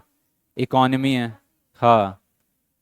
ठीक है, उसमें से भी आप कुछ क्वेश्चन ठीक कर ही सकते हो। पर मैं आपको ये बता रहा हूँ कि अक्टूबर तक आपके 3 बड़े सब्जेक्ट खत्म हो जाएंगे, अक्टूबर से पहले ही खत्म हो जाएंगे। अभी क्या चल रहा है आपका, जून चल रहा है ना। ये 10 दिन में आपका मॉडर्न इंडिया खत्म हो जाएगा। ठीक है, और आपको मैंने पॉलिटी का टीचर चेंज कर दिया है। ठीक है, पॉलिटी आपको अब दूसरे सर पढ़ाएंगे, जो ये वाले सर हैं आपको इंटरनेशनल रिलेशन पढ़ाएंगे। ठीक है, नहीं अभी ही पढ़ा देंगे, ये कोई दिक्कत नहीं, आप पढ़ लो साथ में, इंटरनेशनल रिलेशन के भी क्वेश्चन प्री में आते हैं। हाँ। ठीक है। नहीं हाँ, वो रिवील करेंगे। पर उनकी क्लास संडे को होगी। ठीक है, तो अब आपकी संडे को भी क्लास होगी। ठीक है, तो 4 महीने अच्छे से मेहनत करो, मैं चाहता हूँ कि कम से कम आप सब प्री निकालो। ठीक है, तो 4 महीने अच्छे से मेहनत करो, हम भी आपके साथ पूरा अच्छे से। हिस्ट्री आपकी खत्म हो जाएगी, उसके बाद ज्योग्राफी या इकोनॉमी मैं ही आपको पढ़ा लूंगा। ठीक है, इकोनॉमी का मैं आपको बता रहा हूँ कि कुछ भी नहीं आता ना, आप जब आप इकोनॉमी पढ़ लोगे आप बोलोगे हमें आती ही इकोनॉमी है सिर्फ। ये हिस्ट्री आपको अभी इंटरेस्टिंग लग रही है ना, पेपर में एक भी क्वेश्चन नहीं निकलेगा आपको हिस्ट्री का आपसे। ठीक है, इकोनॉमी का आपको मैं जब पढ़ा दूंगा, इकोनॉमी के आप 80% क्वेश्चन कर लोगे सॉल्व। क्योंकि वो सब्जेक्ट थोड़ा टेक्निकल है, उसको एक बार समझ लिया, फिर आपको उसको बार बार रिवाइज करने की जरूरत नहीं है। ठीक है, उसको रिवाइज क्योंकि उसको समझ लिया तो ठीक है। अब ये जो चीजें हैं इनको आपको बार बार रिवाइज करने की जरूरत है, इसमें कुछ नहीं है समझने समझने वाला है, कहानी आपको एक लिंक्स तो बनाने ही है। पर फिर इसको बार बार रिवाइज आपको करने की जरूरत है। इकोनॉमी में इतनी मेहनत करने की जरूरत नहीं है, उसमें बस समझना है आपने। ठीक है, कहां तक लिखा? ब्रिटिश एंड, उनकी थर्सडे को होगी। ठीक है, तो थर्सडे को आपकी आईआर की क्लास होगी, और संडे को आपकी पॉलिटी की क्लास होगी। ठीक है, तो संडे को सिर्फ आप ही की क्लास रखी है, तो आप उस दिन आ जाना। और अब मैं प्लान कर रहा हूँ कि हफ्ते का जो है इंपॉर्टेंट करंट अफेयर, जैसे मैंने पिछली बार आपको बताया था वैसे ही नहीं करेंगे। हम क्या करेंगे, उसमें तो बड़े करंट अफेयर्स हैं। ठीक है, मैं उसमें से हफ्ते में छांट के ले आऊँगा, जो मेरे को लगता है कि काफ़ी इंपॉर्टेंट है प्री के हिसाब से। ठीक है, तो हम हफ्ते के हफ्ते वो आपके साथ डिस्कस कर लिया करेंगे। ठीक है, वैसे करेंगे। संडे को नहीं, वो मंडे या ट्यूसडे, वो मैं जिस दिन मेरी क्लास होती है उस दिन रखेंगे। ठीक है, नेक्स्ट हेडिंग दो, British and south India.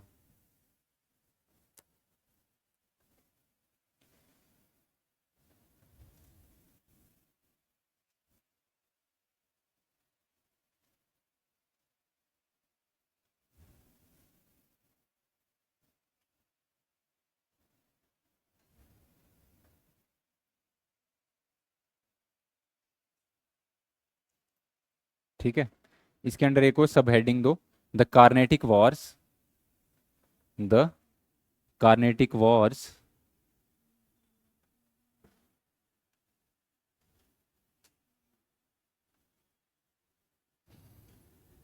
The Carnatic Wars and Anglo Mysore Wars, and Anglo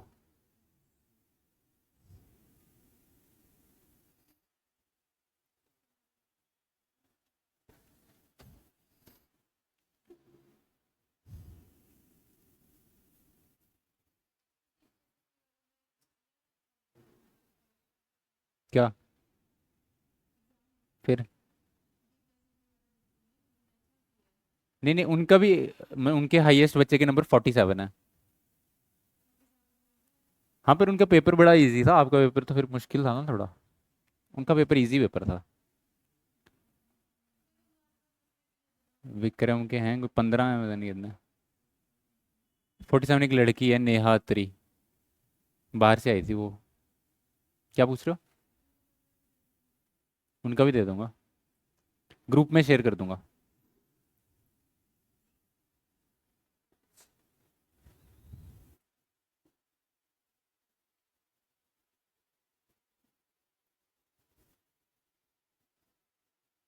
ठीक है।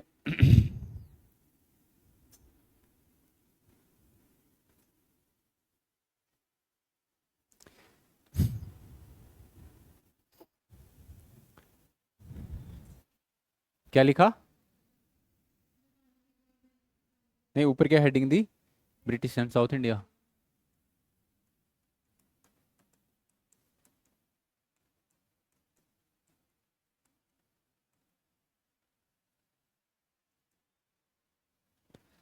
और साउथ इंडिया में क्या हो रहा है?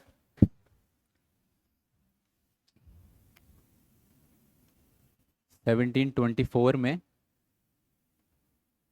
हैदराबाद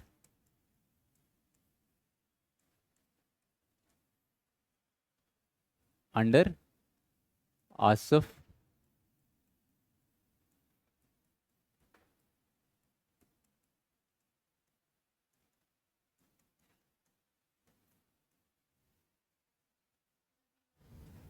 हम्म।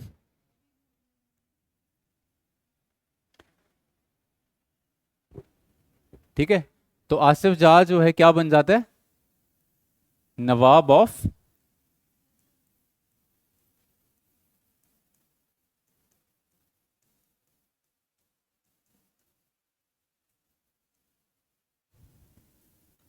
नवाब बन जाता है कहाँ का?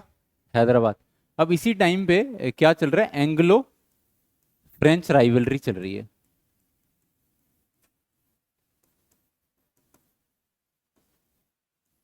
ठीक है। अब ये एंग्लो फ्रेंच जो राइवलरी है, इसका रीजन क्या है?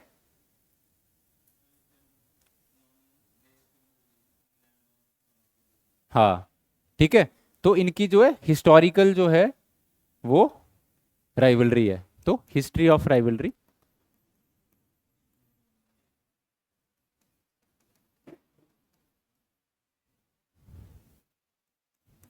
Between England, English and French. ठीक है। दूसरा रीजन है ऑस्ट्रियन वॉर ऑफ सक्सेशन। वो तीसरा है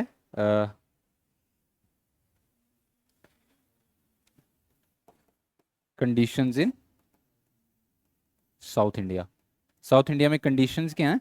डिक्लाइन ऑफ हैदराबाद, जब निज़ामुल मुल्क मर जाता है और वहाँ पे सक्सेशन डिस्प्यूट स्टार्ट हो जाती है। ठीक है, और कार्नेटिक में भी ऐसी डिस्प्यूट स्टार्ट हो जाती है। तो ये सब रीज़न हैं जिसकी वजह से इनके बीच में क्या चल रही है? राइवलरी चल रही है। ठीक है, तो ये साइड पे लिख लो एंग्लो फ्रेंच राइवलरी, और इसके रीजंस क्या हैं।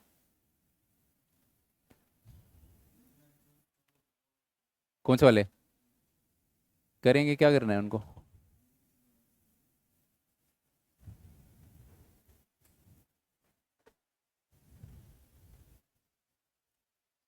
यूट्यूब पे कर दूंगा अपलोड, ठीक है, देख लेना। सारे तो नहीं करूँगा, बीच बीच में।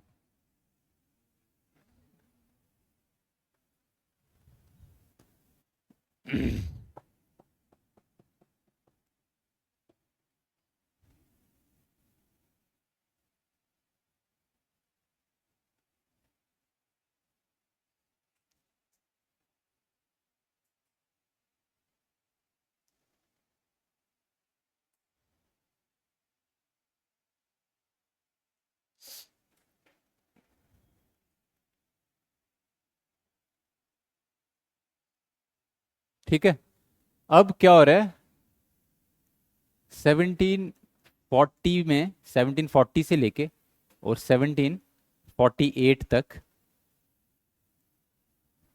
ये फर्स्ट कार्नेटिक वॉर होती है।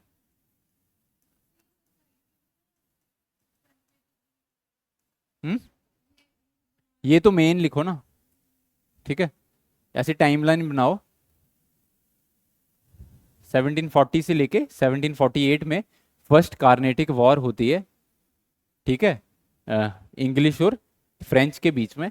और इसका जो कॉज है, इसके कॉजेज तो यही वाले हैं, ठीक है, पर इमीडिएट कॉज क्या है, इंग्लिश क्या करते हैं, कुछ फ्रेंच शिप्स को क्या करते हैं, सीज कर लेते हैं, ठीक है, जिसके बदले में जो फ्रेंच हैं वो रिटेलिएट करते हैं, ठीक है।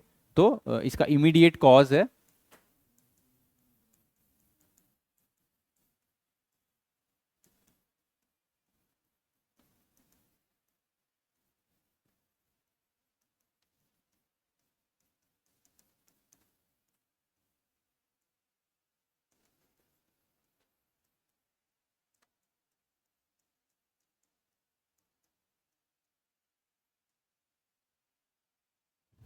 ठीक है।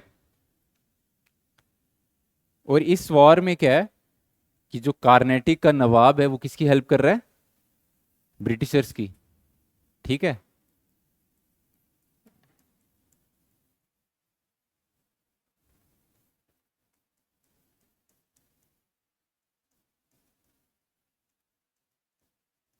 पर होता क्या है कि ये जो कार्नेटी का नवाब है, इसको फ्रेंच क्या करते हैं, हरा देते हैं, ठीक है। फ्रेंच डिफीटेड नवाब ऑफ,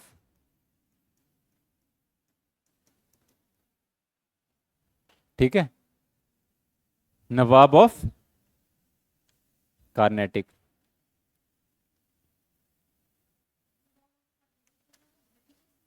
हाँ, और फ्रेंच उसको हरा देते हैं, ठीक है। और इस वॉर में कौन विक्टोरियस इमर्ज हो रहा है, फ्रेंच जो है विक्टोरियस हो रहे हैं। और फिर एक ट्रीटी होती है इनके बीच में, treaty of Aix-la Chapelle, treaty of Aix-la Chapelle, ठीक है। अब ये जो ट्रीटी है, ट्रीटी ऑफ ऑक्सला चैपेल, इसमें जो फ्रेंच हैं वो क्या करते हैं, ब्रिटिशर्स से उन्होंने जितनी टेरिटरीज जीती हैं वो उनको वापस दे देते हैं, ठीक है। क्या करते हैं, वापस दे देते हैं, क्यों, क्योंकि जो पीछे उनकी यूएस में वॉर चल रही है, वहां उसके वहां, क्योंकि वहां पे फ्रेंच हार रहे हैं, ठीक है। तो उस वजह से यहाँ पे जब फ्रेंच जीत रहे हैं, तो वो वहां से कंपनसेट करने के लिए उनको क्या करते हैं, यहाँ पे बोलते हैं कि आपको हम जो टेरिटरीज हमने जीती हैं, और ये ट्रीटी ऑक्सला चैपल फ्रांस में ही होती है, ठीक है। तो जो टेरिटरीज यहाँ पे फ्रेंच ने ब्रिटिशर से जीत ली थी वो वापस दे देते हैं उनको, ठीक है।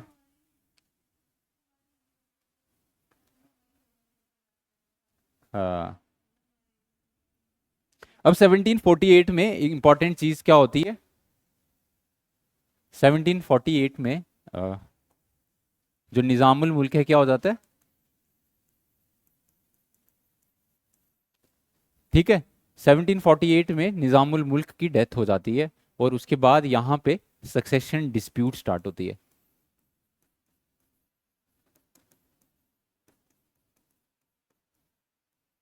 Between his son Nasir Jung and his grandson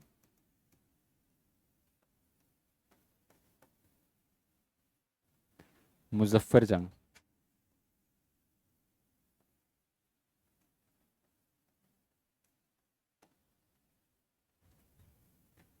ठीक है। नासिर जंग और मुजफ्फर जंग के बीच में सक्सेशन डिस्प्यूट स्टार्ट होती है। और वहां पे कार्नेटिक में क्या है,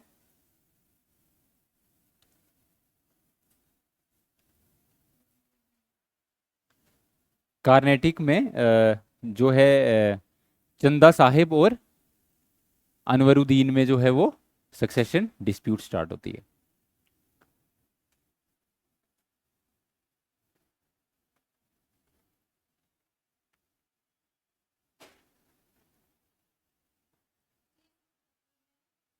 हाँ,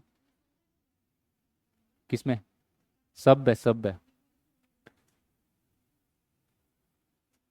पर स्पेक्ट्रम में देखो, स्पेक्ट्रम जैसे मैंने आपको लिंक करके कहानी बताई है ना, स्पेक्ट्रम में आपको ऐसी नहीं मिलेगी। ठीक है, स्पेक्ट्रम में फ्रेगमेंटेड है, कहानियां हैं पर अलग अलग हैं, आप उनको लिंक नहीं कर पाओगे। ठीक है, इसलिए मैंने आपको पूरा इकट्ठे बताया कि चल क्या रहा है पूरे इंडिया में इस टाइम पे। ठीक है, अगर आपको वो समझना है इंटरेस्ट के साथ, तो फिर एक और बुक है, from Plassey to partition, Shekhar Bandyopadhyay की। वो बुक आपको पढ़नी पड़ेगी, पर उसकी ज़रूरत नहीं है, मैं आपको वो पढ़ा रहा हूँ सब। आप बस स्पेक्ट्रम जो है एग्जाम पॉइंट ऑफ व्यू से बड़ी इंपॉर्टेंट है, फैक्चुअल चीज़ें सारी हैं उसमें। ठीक है, पर उसको लिंक करने में थोड़ा ये है कि कहानी स्पेक्ट्रम से पढ़ के आप लिंक नहीं कर पाओगे एक दूसरे से। ठीक है, नहीं नहीं, ऐसे तो अच्छी बुक है वो आईपीएस ने लिखी है, अच्छी बुक है, एग्जाम पॉइंट ऑफ व्यू से बड़ी अच्छी है। पर उसमें कहानी की शेप में चीज़ें नहीं दी हुई हैं, समझ रहे हो? उसमें एग्जाम पॉइंट ऑफ व्यू से दिया, जैसे बंगाल को अलग पढ़ाया है उसमें, हैदराबाद को अलग, मराठा को अलग। ठीक है, तो इस हिसाब से है उसमें, उसमें आपको चीज़ें समझ आएंगी, ऐसी बात नहीं है, सब समझ आएगा। बट लिंक करना ज़्यादा इंपॉर्टेंट, जब लिंक करोगे तो आपको पूरी पिक्चर क्लियर होगी कि पूरे इंडिया में क्या चल रहा था। ठीक है, समझा?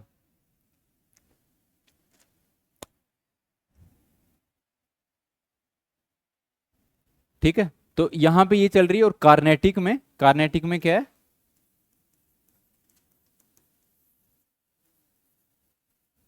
चांद साहिब एंड अनवरुद्दीन, अनवरुद्दीन के बीच में डिस्प्यूट चल रही है, सक्सेशन डिस्प्यूट। ठीक है,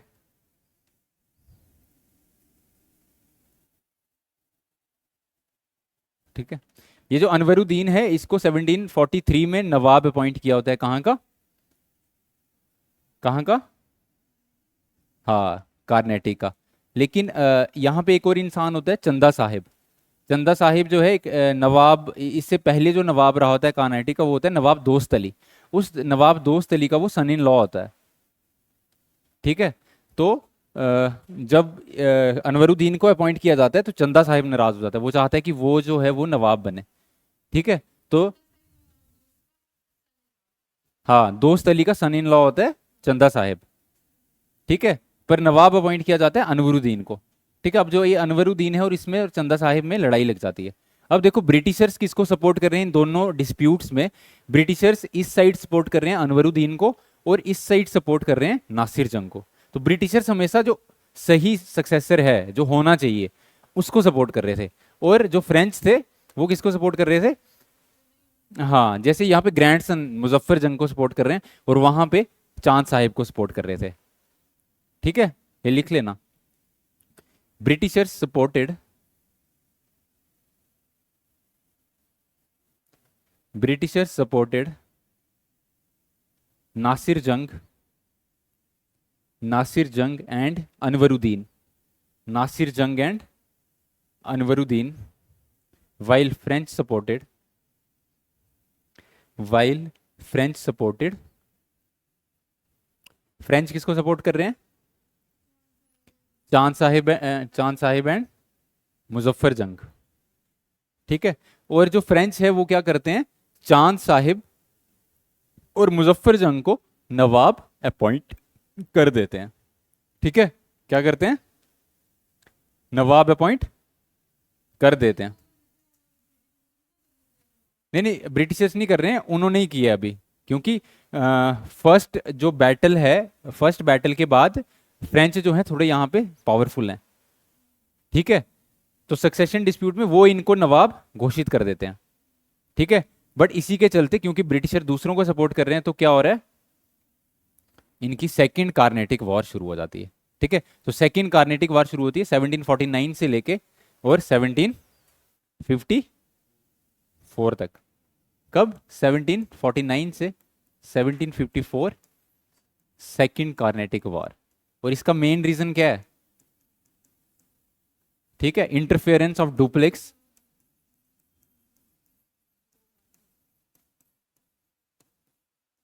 interference of duplex in succession dispute.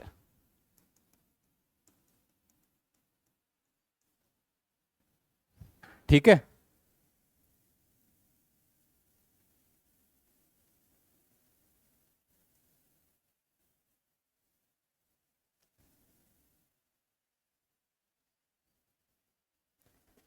ठीक है, समझे।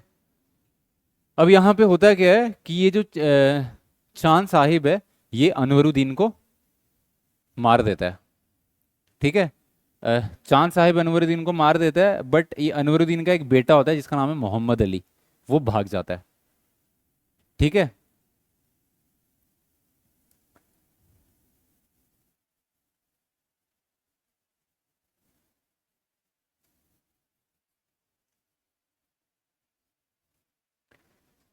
ठीक है,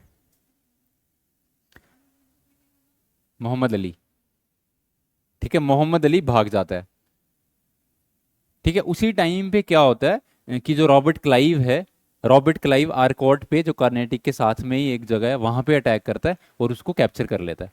ठीक है, अब इस टाइम पे क्या है, ब्रिटिशर्स के पास जो है उनको सपोर्ट करने के लिए उनकी रॉयल आर्मी भी आ जाती है।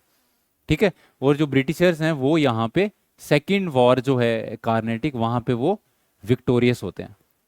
ठीक है, तो सेकेंड वॉर में ब्रिटिशर्स जो हैं वो काफी स्ट्रांग बन के सामने आते हैं।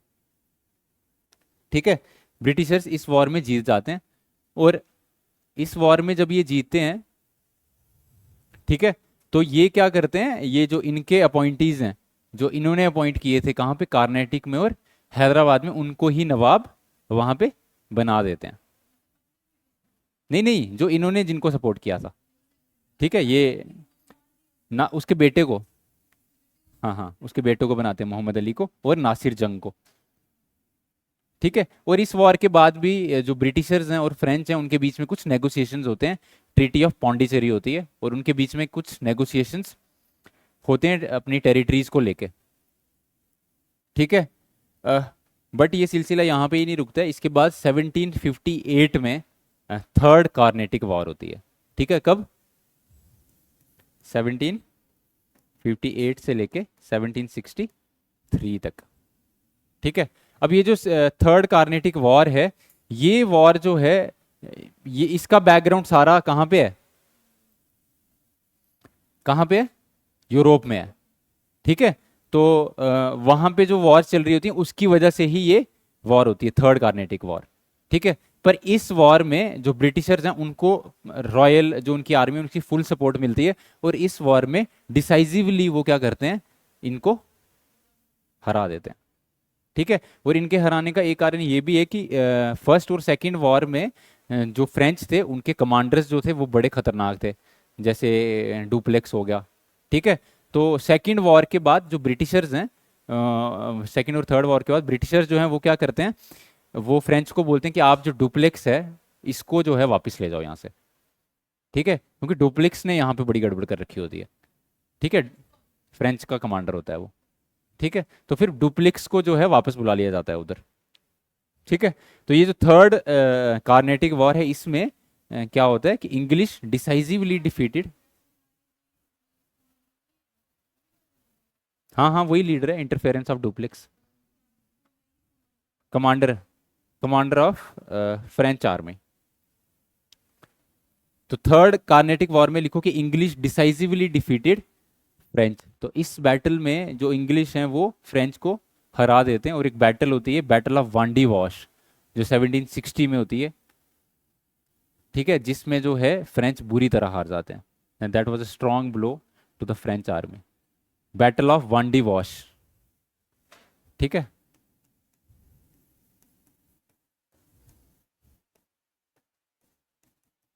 Battle of वांडी wash 1760। ठीक है, और इसके बाद एक ट्रीटी साइन होती है जिसका नाम है ट्रीटी ऑफ पेरिस। और इस ट्रीटी में ब्रिटिशर्स क्या करते हैं कि फ्रेंच को बोलते हैं कि आप एक काम करो, आप इंडिया में ट्रेड कर सकते हो, इनको इनकी टेरिटरीज भी वापस दे देते हैं, कि 1749 से पहले आपके पास जितनी भी टेरिटरीज थी हम आपको सब वापस दे देंगे, आप यहाँ पे ट्रेड कर सकते हो। बट फ्रेंच बोलते हैं कि नहीं, अब हमें नहीं करना है। ठीक है, अब हमें माफ़ करो।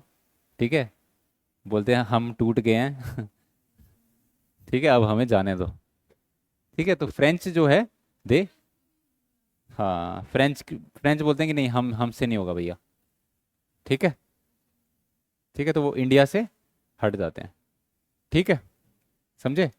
तो अब ये जो कार्नेटिक वॉर्स हैं, इनकी सिग्निफिकेंस ये है कि यहाँ के बाद ब्रिटिशर्स आपस में तो मसला सेट कर लेते हैं कि जो बाहर से लोग आए हैं उनमें हम ही सबसे पावरफुल हैं। ठीक है, तो अब मसला किसके साथ बचा है? यहाँ के लोगों के साथ। ठीक है, तो बाहर के लोगों के साथ तो सेट कर लेते हैं कि ठीक है अब देख लेंगे। समझे?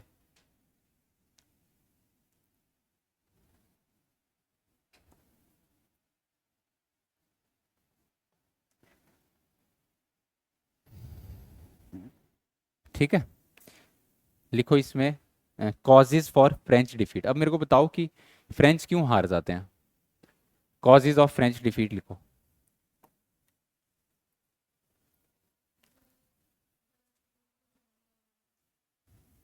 हम्म। एक तो चीज ये थी सबसे इंपॉर्टेंट कि जो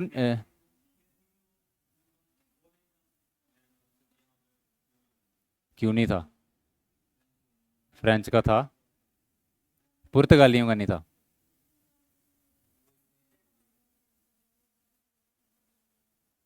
क्या कहते थे? हाँ हाँ, डुप्लेक्स वापस भिजवा दिए। और एक चीज और थी कि ब्रिटिश की जो नेवल सुपीरियोरिटी थी वो बड़ी, ब्रिटिश की जो नेवी थी वो बड़ी पावरफुल थी फ्रेंच से।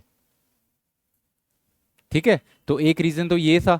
और दूसरा ये था कि अ, जैसे ब्रिटिशर्स के पास फाइनेंसिस थे इंडिया में, कहाँ से आए थे वो? बंगाल से। ब्रिटिशर्स के पास ऐसा कुछ भी नहीं था। यार मेरे को ना एक चेयर लेनी पड़ेगी इधर। ठीक है, तो फ्रेंच के पास ऐसा कुछ नहीं था।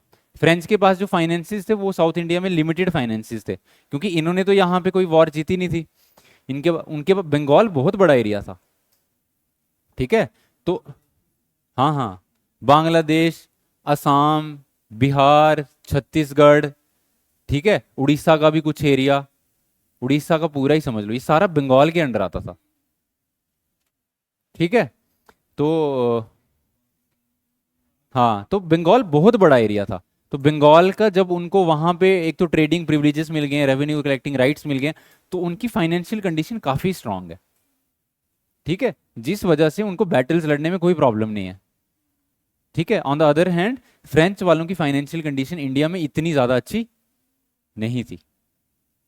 ठीक है, दूसरी चीज ये कि ब्रिटिश ईस्ट इंडिया कंपनी एक प्राइवेट कंपनी है, तो उनको बार बार डिसीजंस लेने के लिए पीछे नहीं जाना पड़ता है। ठीक है, उनको बार बार किसी के लिए वो ज्यादा अकाउंटेबिलिटी नहीं है उनकी। लेकिन यहाँ पे उनकी, इसीलिए उनकी जो वो है उसमें पॉलिटिक्स ज्यादा नहीं है ब्रिटिश ईस्ट इंडिया कंपनी में। ठीक है, लेकिन जो फ्रेंच हैं उनको छोटे छोटे डिसीजंस अपने फ्रेंच किंग से लेने पड़ते हैं। तो ठीक है, और पॉलिटिक्स काफी है जिसकी वजह से प्रॉब्लम थी। ठीक है, और जो बाद में इनके डुप्लिक्स के बाद जो इनके आर्मी कमांडर्स आए जैसे काउंट डी लाली, और वो काफी क्या थे, बड़े स्ट्रिक्ट थे। और उनकी स्ट्रिक्टनेस और हार्शनेस की वजह से जो फ्रेंच सोल्जर्स थे वही उनके साथ जो थे वो एग्री नहीं कर पा रहे थे। ठीक है, जिसकी वजह से प्रॉब्लम थी। ठीक है, लिखो causes for French defeat. First लिखो naval superiority of British vis French. ये लिखा है? हम्म, इसमें ये लिखा है नेवल सुपीरियोरिटी वगैरह। ठीक है, naval superiority of British vis the French. Naval superiority of the British vis the French.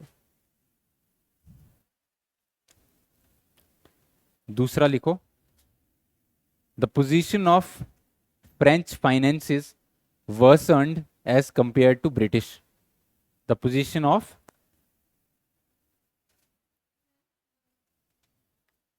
French finances worsened, WOR,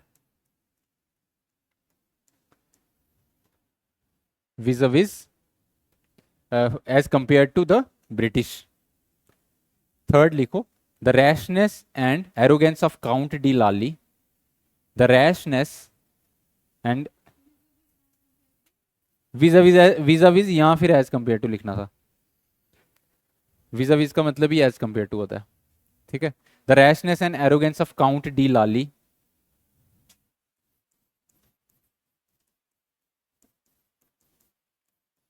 The rashness and arrogance of Count de Lally alienated a number of French soldiers within his forces. Alienated the rashness and arrogance of Count de Lally. Arrogance of Count de Lally alienated a number of French soldiers. A number of French soldiers within his forces and played an important role in French defeat. Within his forces and played an important role in French defeat.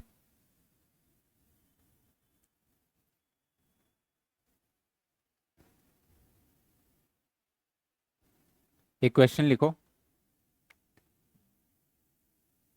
Discuss the significance of Anglo-French rivalry. Discuss the significance of Anglo-French rivalry and to what extent it shaped the history of 18th century India. And to what extent it shaped the history of 18th century India. Anglo-French rivalry and to what extent it shaped the history of 18th century India. And to what extent it shaped the history of 18th century India.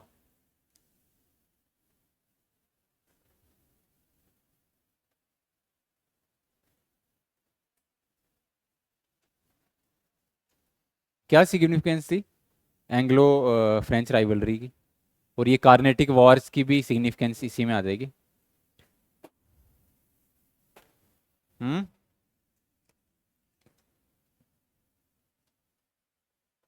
क्या significance थी?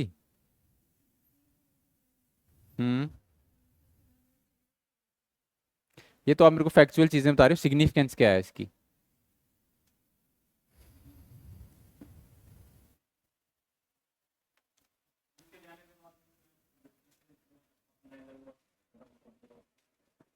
एक तो ये था कि जो rivalry थी दो बड़ी पावर्स के बीच में वो सेटल हो गई अब.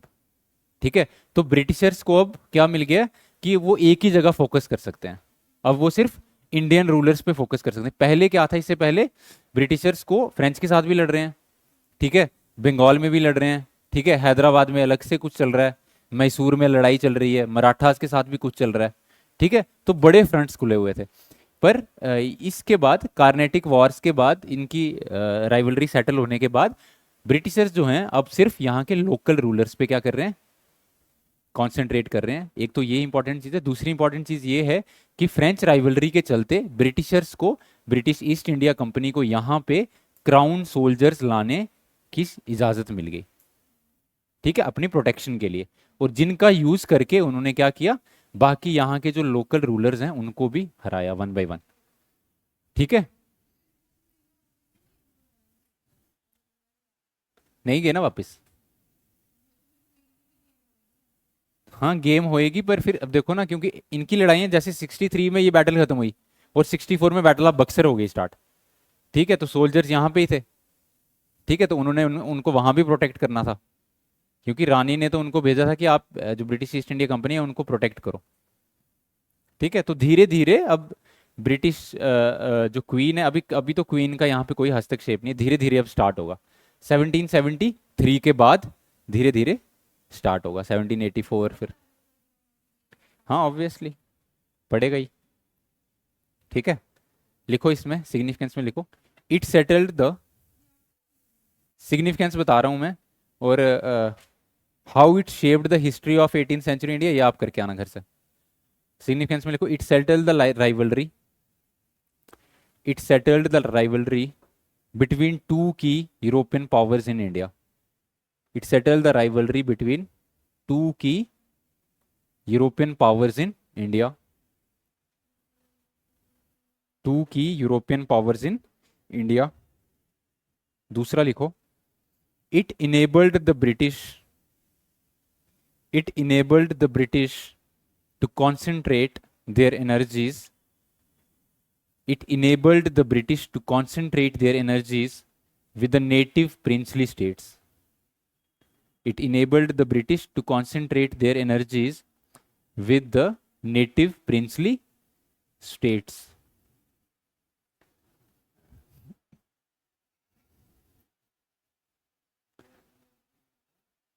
With the native princely states. Next point लिखो. It resulted in crown troops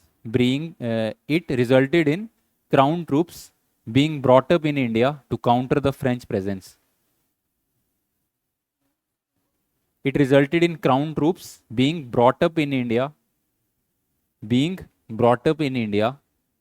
to counter the French presence. To counter the French presence. To counter the French presence. Bracket में लिखना crown troops now strengthened the relative position of British. Crown troops now strengthened the relative position of British vis-a-vis the princely states. तो इससे क्या हुआ, जो British east India company है उनकी position strong हो गई इंडिया में. ठीक है, नेक्स्ट लिखो. Crown troops now strengthened the relative position of British vis-a-vis the princely states. vis-a-vis the princely states. और ये कार्नेटिक वॉर्स के बाद ही क्या हुआ था कि हैदराबाद को फोर्स किया गया था सब्सिडरी अलायंस साइन करने के लिए. ठीक है, हैदराबाद, एक और पॉइंट लिखो, हैदराबाद वाज फोर्स्ड, ये हम पढ़ेंगे सब्सिडरी अलायंस क्या था इनका, was forced to sign subsidiary alliance system with British. ठीक है, तो ब्रिटिशर्स क्या कर to sign the subsidiary alliance system with British. तो ब्रिटिशर्स क्या करते थे, डायरेक्ट रूल नहीं करते थे. ठीक है, डायरेक्ट रूल ना करके क्या करते थे, अलग अलग पॉलिसीज अब इन्होंने बनाई थी. जैसे सब्सिडरी अलायंस है, ये एक पॉलिसी ऑफ पैरामाउंसी है, बफर स्टेट बना देते थे. ठीक है, तो ये अलग अलग पॉलिसीज हैं. सब्सिडरी अलायंस में क्या होता था कि ब्रिटिश रेजिडेंट जो है वो उनके कोर्ट में रहता था. ठीक है, जो वो स्टेट है वो कहीं से कहीं किसी दूसरे के साथ फॉरेन रिलेशंस नहीं बना सकती बिना ब्रिटिशर से पूछे हुए. ठीक है, तो ये सारी चीजें कि उनका कंट्रोल जो है वो ज्यादा किसके पास रहता था, ब्रिटिशर्स के पास. ठीक है, तो सिर्फ नाम के ही रूलर्स होते थे वो. फिर समझे. ठीक है, ये कार्नेटिक हो गया. अब कल हम मैसूर करेंगे, उसके बाद मराठास करेंगे फिर. ठीक है.